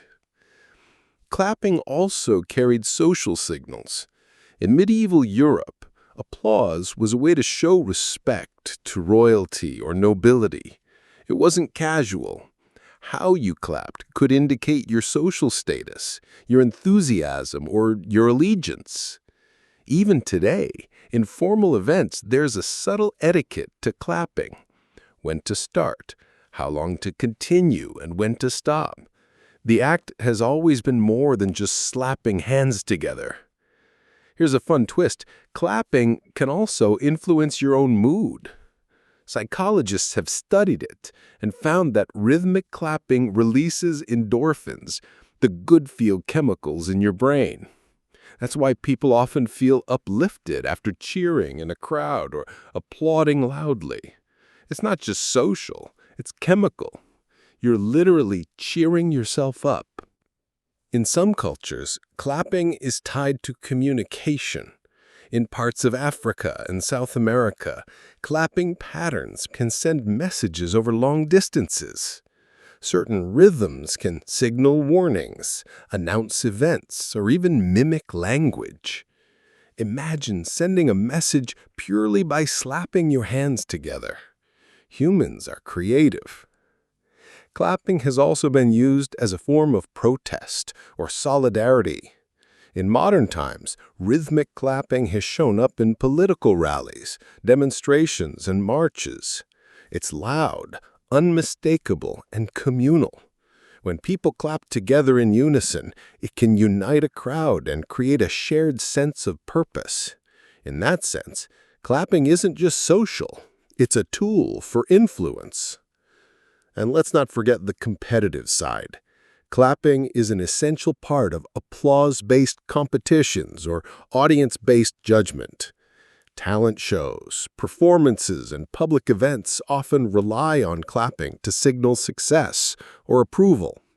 This aspect of clapping taps into its ancient roots, humans responding to skill, achievement, or excellence, creating a feedback loop that rewards performance. Interestingly, clapping is nearly universal. Across cultures, humans clap to express emotion, whether joy, excitement, appreciation, or celebration. Babies start clapping as early as 6 months old, long before they can speak. Clapping is one of the first ways humans can express joy and connect socially. It's instinctive, yet deeply cultural at the same time. There's also a quirky scientific angle. Ever notice how clapping makes a sharp, satisfying sound? That's because of the physics of air compression. When your hands collide, they push air between them, creating the pop sound.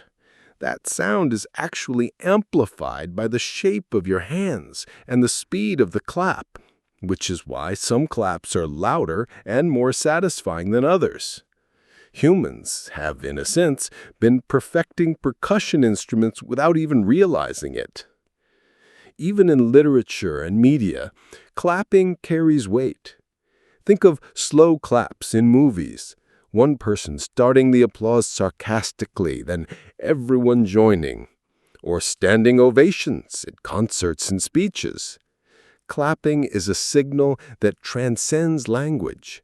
It conveys meaning instantly and universally. So the next time you clap, consider this. You're participating in a ritual that's thousands of years old, deeply social, partially chemical, and strangely magical. You're connecting with people, celebrating achievements, influencing moods, and continuing a tradition older than most recorded history. That simple act of slapping your palms together, it's more than noise.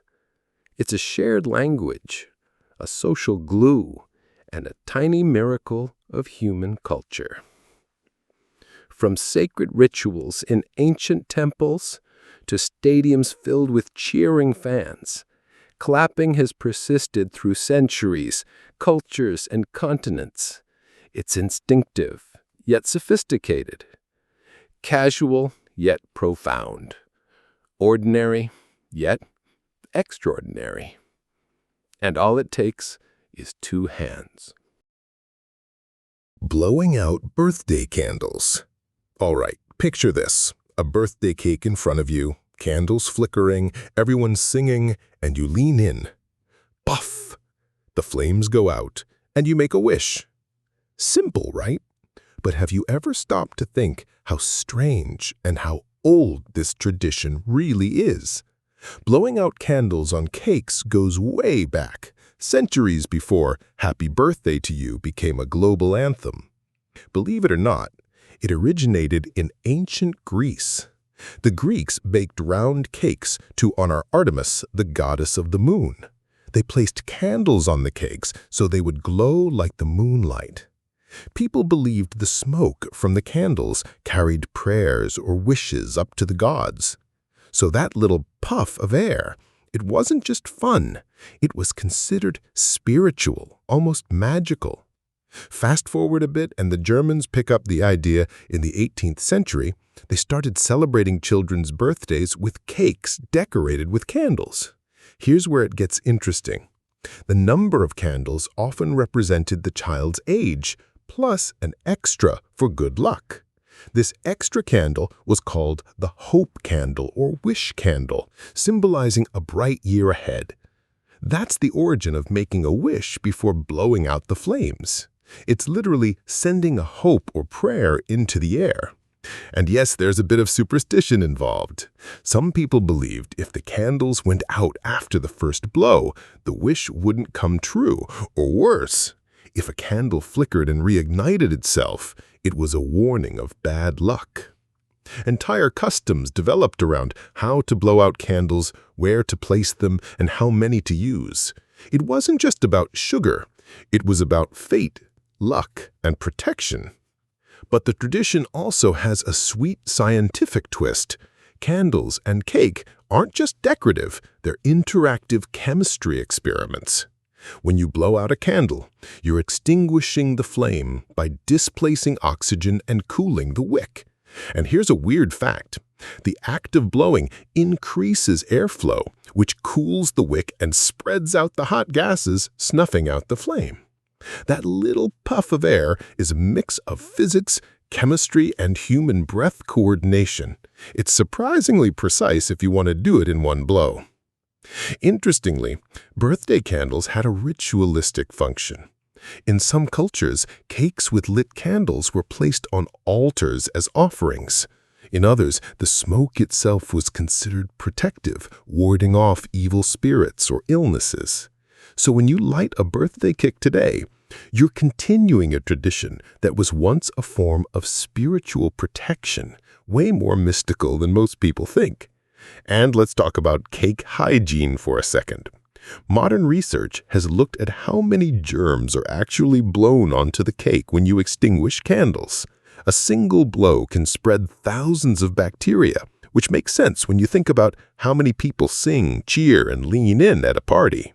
That hasn't stopped the tradition, of course. Some people even take it as an excuse to lick frosting off their fingers afterward. Science says germs, tradition says fun, and the compromise is usually sugar. Culturally, blowing out candles has evolved into a global spectacle. The birthday song itself is a modern addition, first appearing in the late 19th century in America. Combine the song, the candles, and the wish, and suddenly birthdays are theatrical events, socially binding, full of emotion, and visually iconic. You've got everyone focused on the single moment, a flame, a breath, and wish. Then there's the commercial angle. Candles became a huge business. Fancy numbers, colorful sticks, sparkler candles, even scented birthday candles, all designed to make the experience more exciting. And companies cleverly marketed the more candles, the bigger the wish, which explains why giant cakes at milestone birthdays are so popular. People want spectacle, nostalgia, and participation. In some countries, there are quirky variations. In Sweden, for instance, candles might be lit for children, but replaced with sparklers for adults. In parts of Asia, birthday cakes might have candles in the shape of the person's age, and everyone claps as the candles are blown out. Despite the differences, the core idea remains: light, breath, and hope. That's the essence of the ritual. So the next time you lean over a birthday cake, ready to blow out the candles, pause for a second. That tiny moment links you to ancient Greeks, medieval Germans, and countless generations who saw fire as sacred, breath as magical, and cake as a way to celebrate life. One puff of air, one extinguished flame, and you're continuing a ritual that combines superstition, science, social bonding, and a little bit of theater.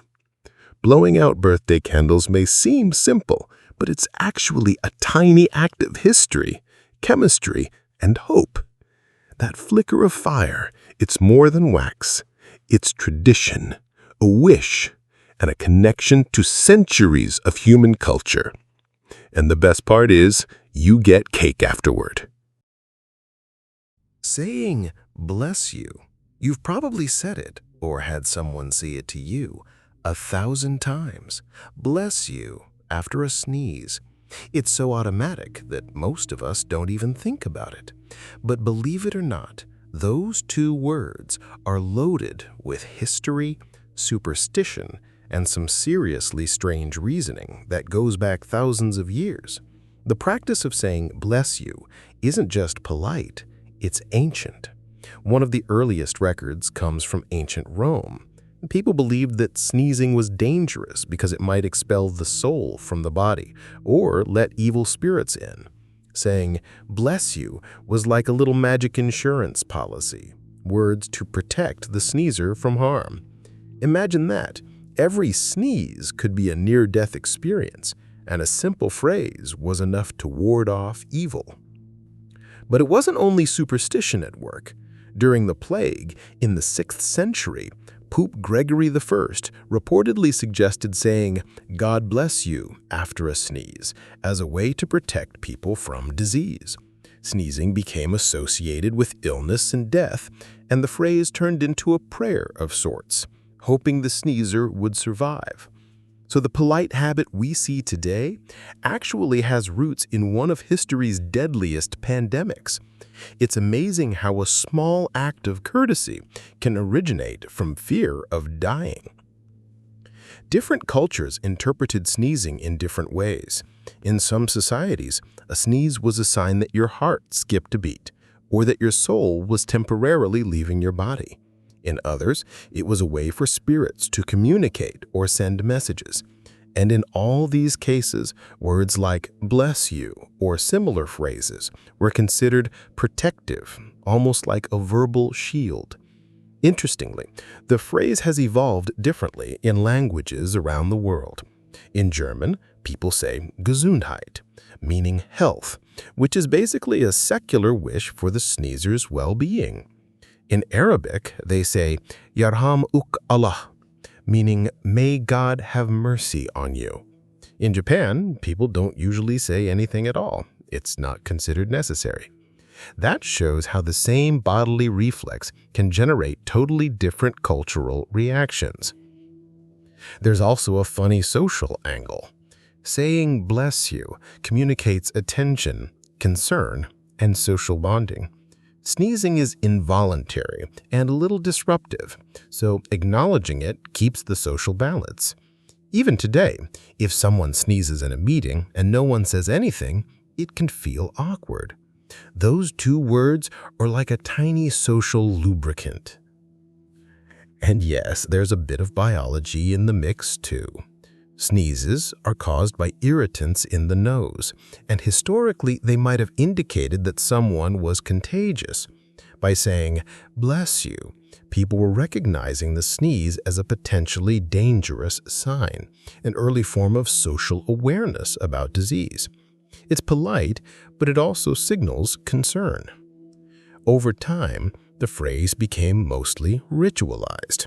Most people say it automatically, without thinking about the original meaning. It's become a reflex, much like waving or shaking hands. But if you look deeper, it's amazing to see that behind this tiny verbal habit is a blend of superstition, religion, science, and social etiquette spanning centuries. Even in modern times, "bless you" has taken on extra layers. Some people use it sarcastically, humorously, or even ironically. Some cultures have debates about whether it's still necessary, especially when sneezing is just a cold or allergy. But the fact that the phrase persists shows its staying power. Something that started as fear, protection, and prayer has turned into a universally recognized social gesture. So the next time someone sneezes and you say, "bless you," pause for a moment. You're participating in a ritual thousands of years old, rooted in fear of evil, the plague, and the fragility of life. Those tiny words connect you to Romans, medieval Europeans, popes, and people across the globe who believed that a sneeze could be dangerous, or at least meaningful. "Bless you" may seem small, but it's a tiny act of kindness, culture, and history every time it's spoken. A sneeze is automatic, and so is the response. But together, they're a subtle dance between biology, superstition, and social connection. It's amazing how such a simple moment can carry so much meaning. Next time you say it, remember, you're not just being polite. You're continuing a centuries-old tradition that bridges fear, faith, and social etiquette, all from one little sneeze. Toasting drinks. All right, picture this. You're at a party, someone raises a glass, and everyone clinks together while saying cheers. Simple, right? But toasting has a story far richer and far stranger than just clinking glasses. Let's go back thousands of years. The act of raising a drink as a gesture of celebration or respect started in ancient civilizations, including the Egyptians, Greeks, and Romans. The Greeks were known for their symposia, gatherings where men would drink wine, discuss philosophy, and celebrate. They often swirled wine, lifted their cups, and invoked gods or well wishes before taking a sip. So toasting wasn't just drinking, it was ritual, honor, and even a little magic. The term toast itself comes from an interesting origin. Back in the 16th century, people in England would drop a piece of spiced or burnt bread, called a toast, into their wine before drinking. The bread would flavor the wine, but it also became symbolic. Saying something to your health over wine with toast eventually shortened into simply toast. Today we think of toast as food, but the phrase in drinking culture literally comes from bread floating in wine. Crazy, right? Then there's the slightly dangerous part. In medieval Europe, toasting was a way to show trust during drinking. Wine and ale were sometimes poisoned in royal courts, and clinking glasses loudly enough to spill a little into each other's cups was a way to prove the drink was safe. That's why in old movies you see characters really smacking their glasses together. It's not just drama, it's historical authenticity. Toasting was basically early poison insurance. Toasts also carried social and political weight. Raising a glass wasn't just about fun, it could show loyalty, celebrate alliances, or even honor the dead. In England, there were formal toasts for monarchs, and skipping a toast could be considered disrespectful or even treasonous. The same goes for wedding toasts or military ceremonies. Every sip had meaning. You weren't just drinking, you were signaling allegiance, respect, or solidarity. Culturally, toasting has variations everywhere. In Germany, it's Prost, in Spain, Salud, in Japan, Kanpai. Some cultures tap the rim of glasses to summon good luck, while others avoid eye contact during the toast because of superstitions. The act of raising a glass is universal, but the details are deeply cultural. You could travel the world and toast hundreds of times, and each gesture has a different nuance. Even today, toasting is a blend of social bonding and psychology. People often feel more connected after raising glasses together, even in casual settings. Studies suggest that synchronized activities like clinking and drinking together can increase cooperation and trust among participants. So, your casual cheers is literally a tiny social glue, helping people bond whether at a wedding, a pub, or a birthday party. And let's not forget the ceremonial drama. Toasting has inspired countless traditions, like standing while toasting, choosing a toastmaster, or having special words for specific occasions. In Scotland, for instance, there is a formal piping in the guests and traditional Loch Lomond song accompanying certain toasts. In Russia, toasts can get elaborate and poetic, with multiple rounds of wine dedicated to friendship, love, and life itself. A simple clink can turn into a full theatrical performance. There's also a weird chemistry angle. The clinking sound you hear, that's a combination of glass resonance and physics. Engineers have even studied how the pitch changes based on glass thickness, liquid level, and material. So every toast has its own musical signature, unintentionally creating tiny symphonies of celebration. Scientists call it the physics of cheers. Who knew your party was so scientific? And here's a wild cultural twist. In some places, toasting wasn't just symbolic, it was literally dangerous. Medieval banquets and early modern taverns sometimes had elaborate toasts as part of ritual duels, challenges, or displays of courage. Imagine being dared to drink strong spirits while making a public declaration of loyalty. The toast was both a celebration and a test of bravery, not your average casual sip. Finally, toasting persists because it's timelessly human. From ancient Egyptians honoring gods with wine to modern friends celebrating a birthday, raising a glass is a universal act of hope, joy, and connection. It combines ritual, superstition, social bonding, and even a tiny dash of danger. That simple clink is history, culture, and chemistry, all in one. So the next time you lift a glass and say cheers, remember you're participating in a tradition that spans thousands of years, multiple continents, and countless social rituals. From floating bread in 16th century wine to synchronized clinks in a modern bar, toasting is far more than fun. It's human culture in action. A toast to trust, friendship, and survival. And yes, it still tastes pretty good too. Wedding rings?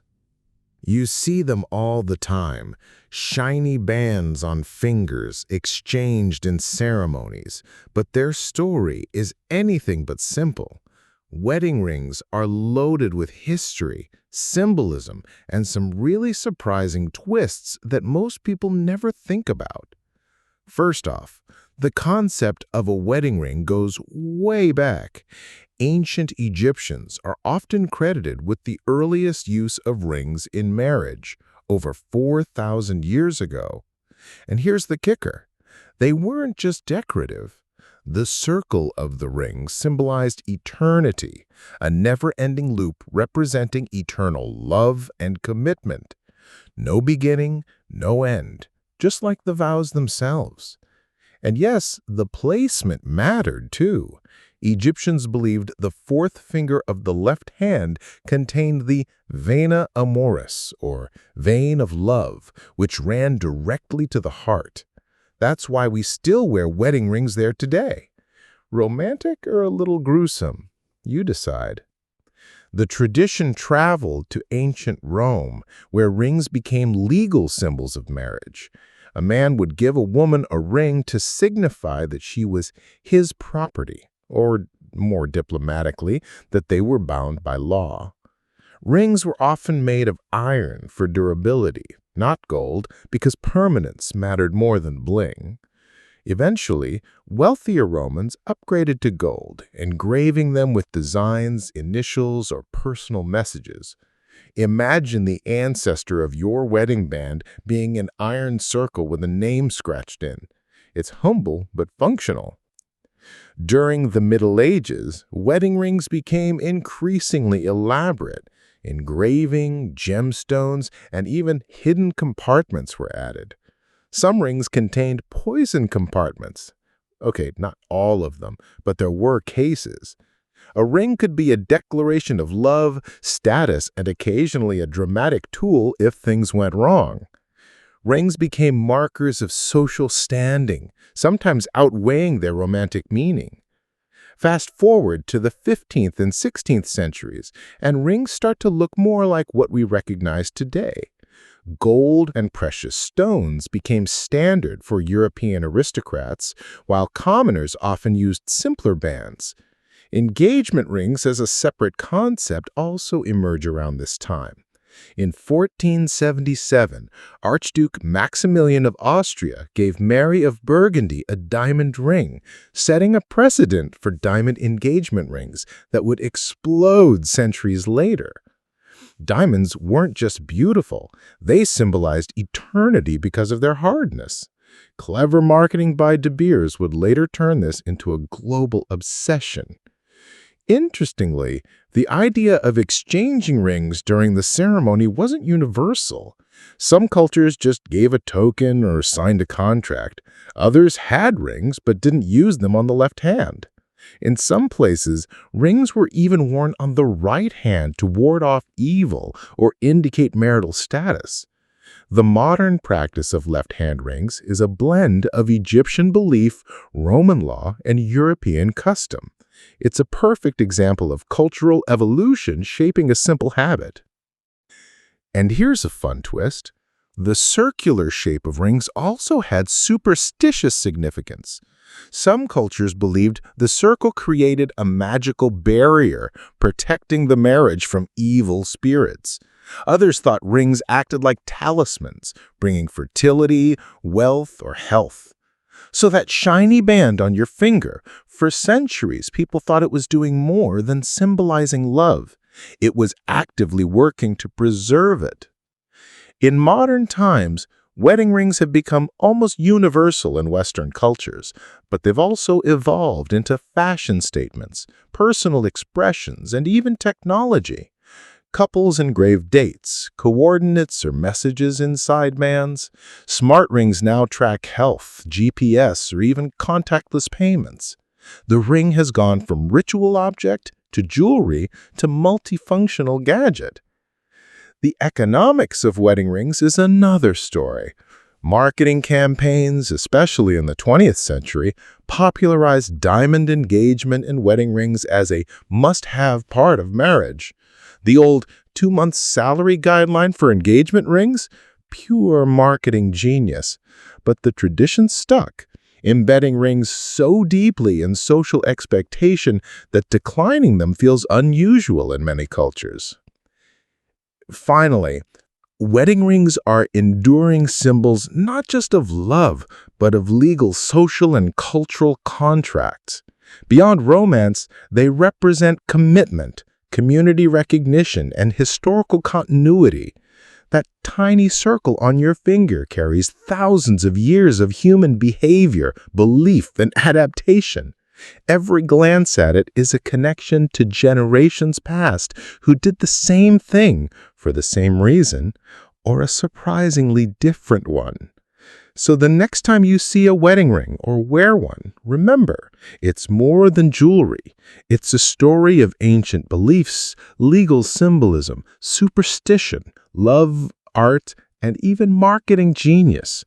That simple circle has survived thousands of years and countless cultures, proving that humans have always found ways to make love visible, tangible, and eternal. Shaking your head for no. Think about it.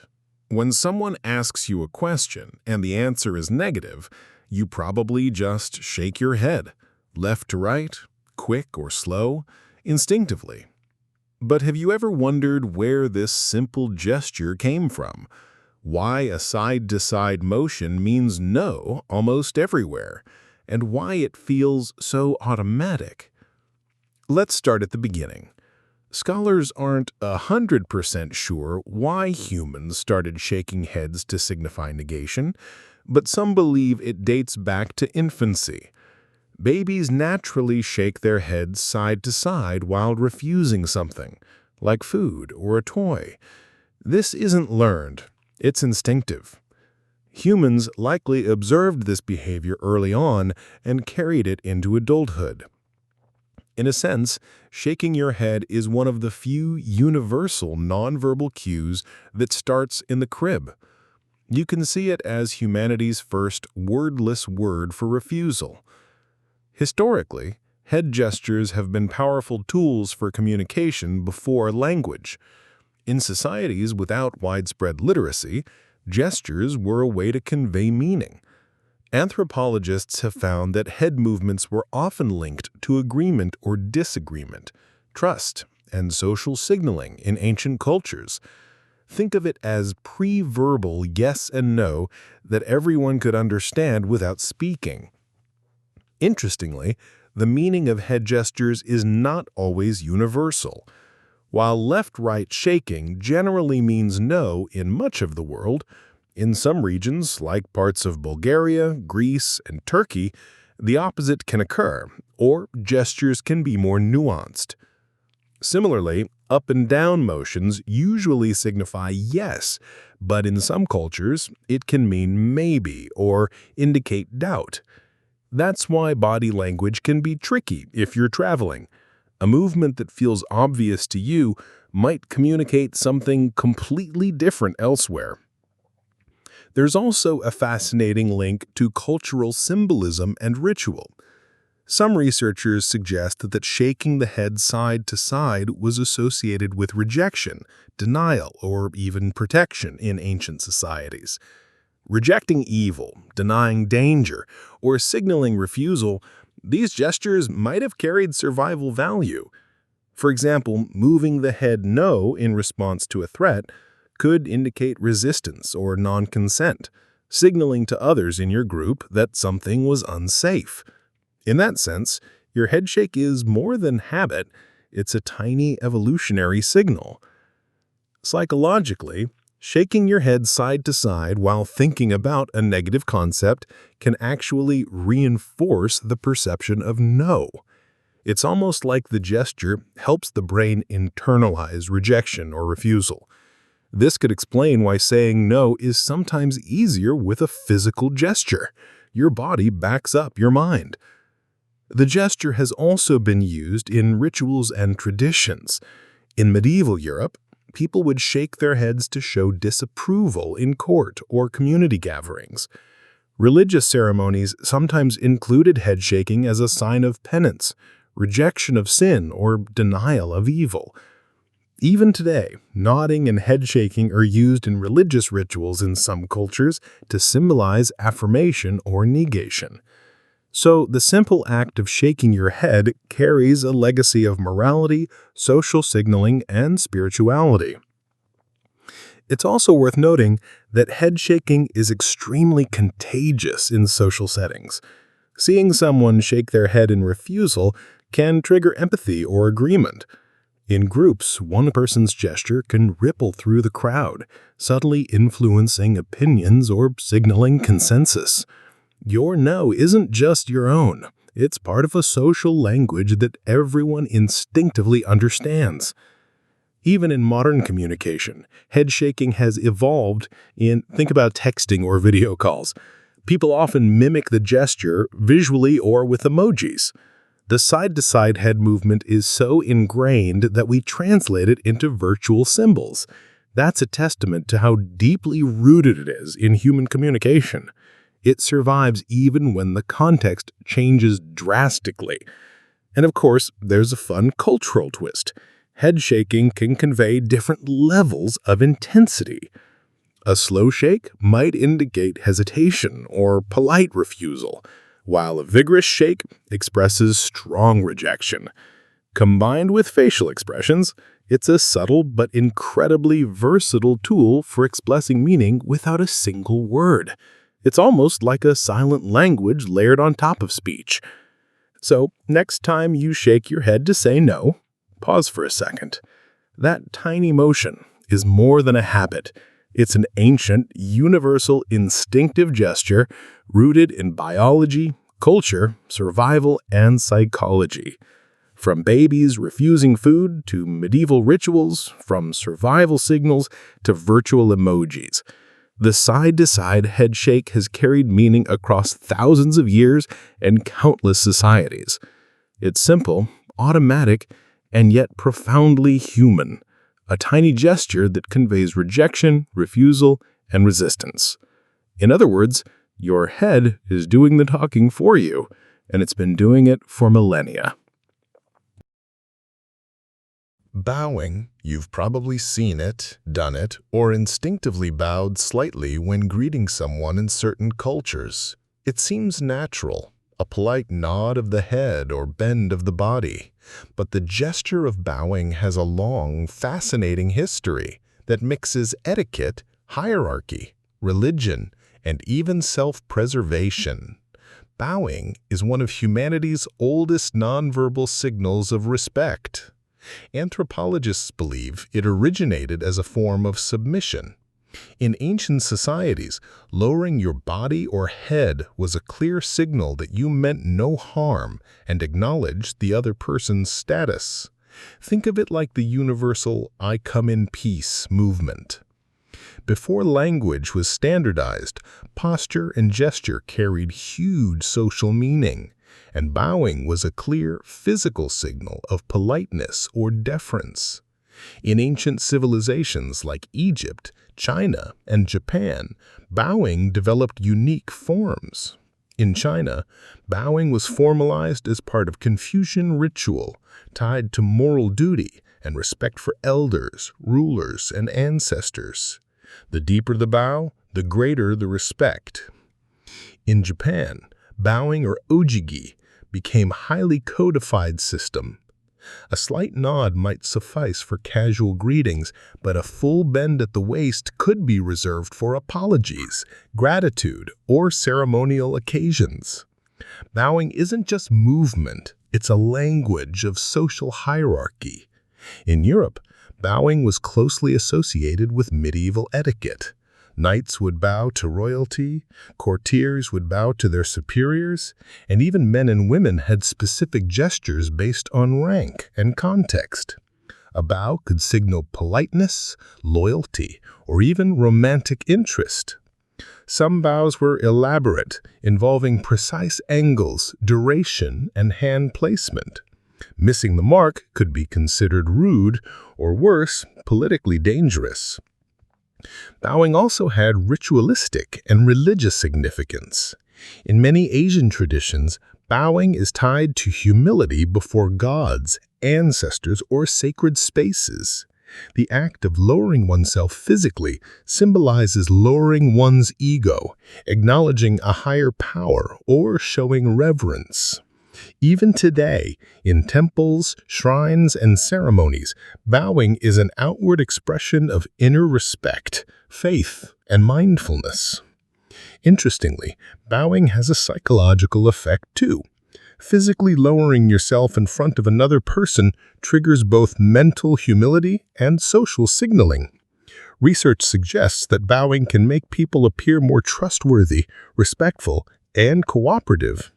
It's a gesture that communicates attitude before a word is even spoken.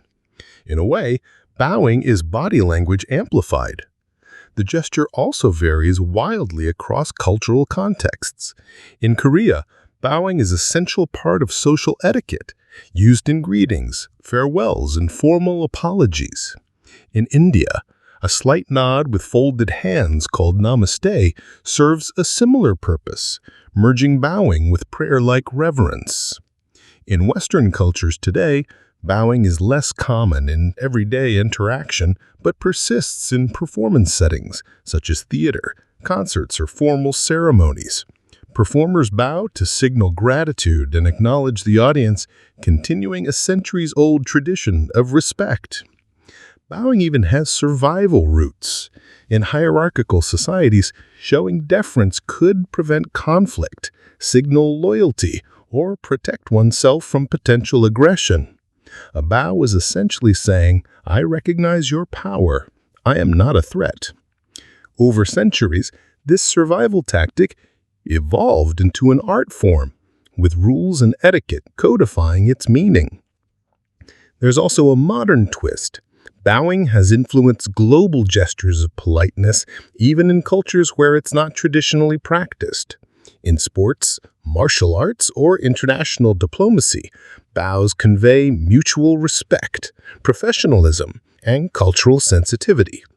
For instance, athletes bow before and after matches to show honor to their opponents, a practice rooted in centuries of martial tradition. Even subtle bows, the nod of the head, a tilt of the shoulders, can communicate different levels of respect. A slight bow might be casual acknowledgement. A deeper bow could indicate sincere apology or profound gratitude. Timing, angle, and context all matter, making bowing a surprisingly complex nonverbal language.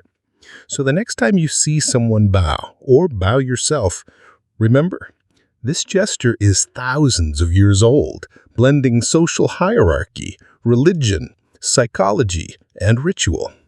It's a silent language that communicates respect, submission, gratitude, or apology without a single word.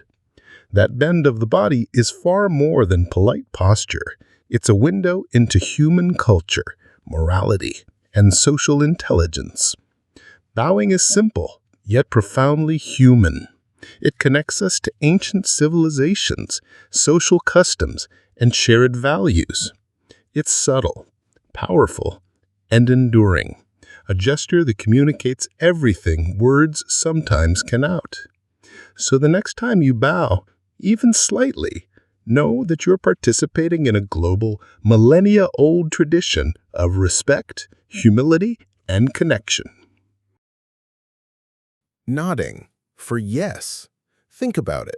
When someone asks you a question and the answer is yes, you probably just nod, up and down, instinctively.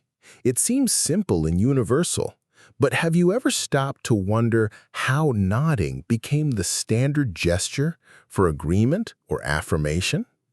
Interestingly, nodding might start in infancy. Babies often move their heads up and down when they're content, wanting something, or excited. This motion is instinctive, not learned. Humans likely picked up on these early behaviors, translating them into a simple, visual way to signal agreement, approval, or affirmation. Essentially, nodding is humanity's first wordless yes. Historically, nodding has played a crucial role in social communication. Before widespread literacy and even widespread verbal communication, gestures were key to understanding one another. A nod was a clear, visible signal that you agreed, consented, or understood. Unlike speech, nodding can be perceived from a distance and requires no shared language, making it a powerful tool for cooperation in groups. Culturally, nodding is mostly universal, but there are interesting exceptions. In some parts of Bulgaria and Greece, nodding can sometimes mean no, and a slight head tilt might indicate yes. These exceptions show that while the gesture feels instinctive, its interpretation is actually shaped by cultural context. Still, in most of the world, the up and down motion is instantly recognized as a positive response. There's also a psychological element to nodding. Studies have shown that nodding while agreeing with someone can make your agreement feel more genuine, both to yourself and others. Conversely, people are more likely to agree with you if you nod while speaking. In other words, nodding doesn't just communicate agreement, it can reinforce it mentally and socially. It's like a tiny mind trick that makes everyone feel in sync. The origins of nodding as a social convention might also have survival roots. In early human societies, signaling agreement or consent without words could prevent misunderstandings, reduce conflict, and strengthen cooperation. Nodding communicated trust, willingness, and alignment. Essentially, a simple gesture helped entire communities function smoothly. Historically, nodding has also been incorporated into rituals and ceremonies. In some ancient societies, nodding was used as part of oath-taking, pledges, or religious observances. A nod could signify submission to authority, acknowledgement of a higher power, or acceptance of a rule or decree. Even today, nodding plays a subtle role in courts, classrooms, and workplaces as a sign of acknowledgement or consent. Interestingly, nodding is also tied to body language and emotion. Up and down movements naturally engage muscles and postures associated with positive reinforcement. The physical act of nodding can actually make you feel more agreeable or positive about the statement or proposal. That's why nodding in conversations can make the discussion feel smoother and more cooperative. There's even a modern twist. Nodding has influenced digital communication. Emojis, GIFs, and video calls often mimic the gesture to signal agreement. People nod virtually, sometimes exaggerating the motion for clarity. The gesture is so ingrained that it transcends physical presence. It's a universal visual shortcut for yes, even online. Finally, nodding is highly versatile. A slow, deliberate nod can indicate thoughtful agreement or respect. A quick nod can signal excitement or enthusiasm. Paired with eye contact, smiles, or vocal affirmations, nodding becomes a nuanced, multi-layered way of communicating positivity. It's simple, but incredibly expressive. So the next time you nod to say yes, pause for a moment. That tiny motion is thousands of years old, rooted in instinct, social necessity, culture, and psychology. From babies signaling contentment to adults confirming agreements, from ancient rituals to virtual meetings, nodding has endured as one of humanity's most effective nonverbal tools. It's simple, automatic, and universal. A tiny movement of your head, yet it carries trust, agreement, understanding, and even social cohesion. That simple up and down motion, it's more than a gesture.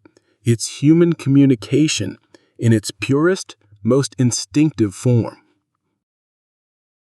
Applause at theaters. Think about this. You just watched a play, a concert, or a performance. As the curtain falls, you clap your hands. It feels instinctive, right? But the act of applauding is far from random. It's centuries-old ritual with social, cultural, and psychological roots. Applause is first recorded in ancient Rome and Greece. Audiences didn't just clap for enjoyment, they had a social purpose. In Roman theaters, the type, volume, and timing of applause signaled approval, disapproval, or even political allegiance.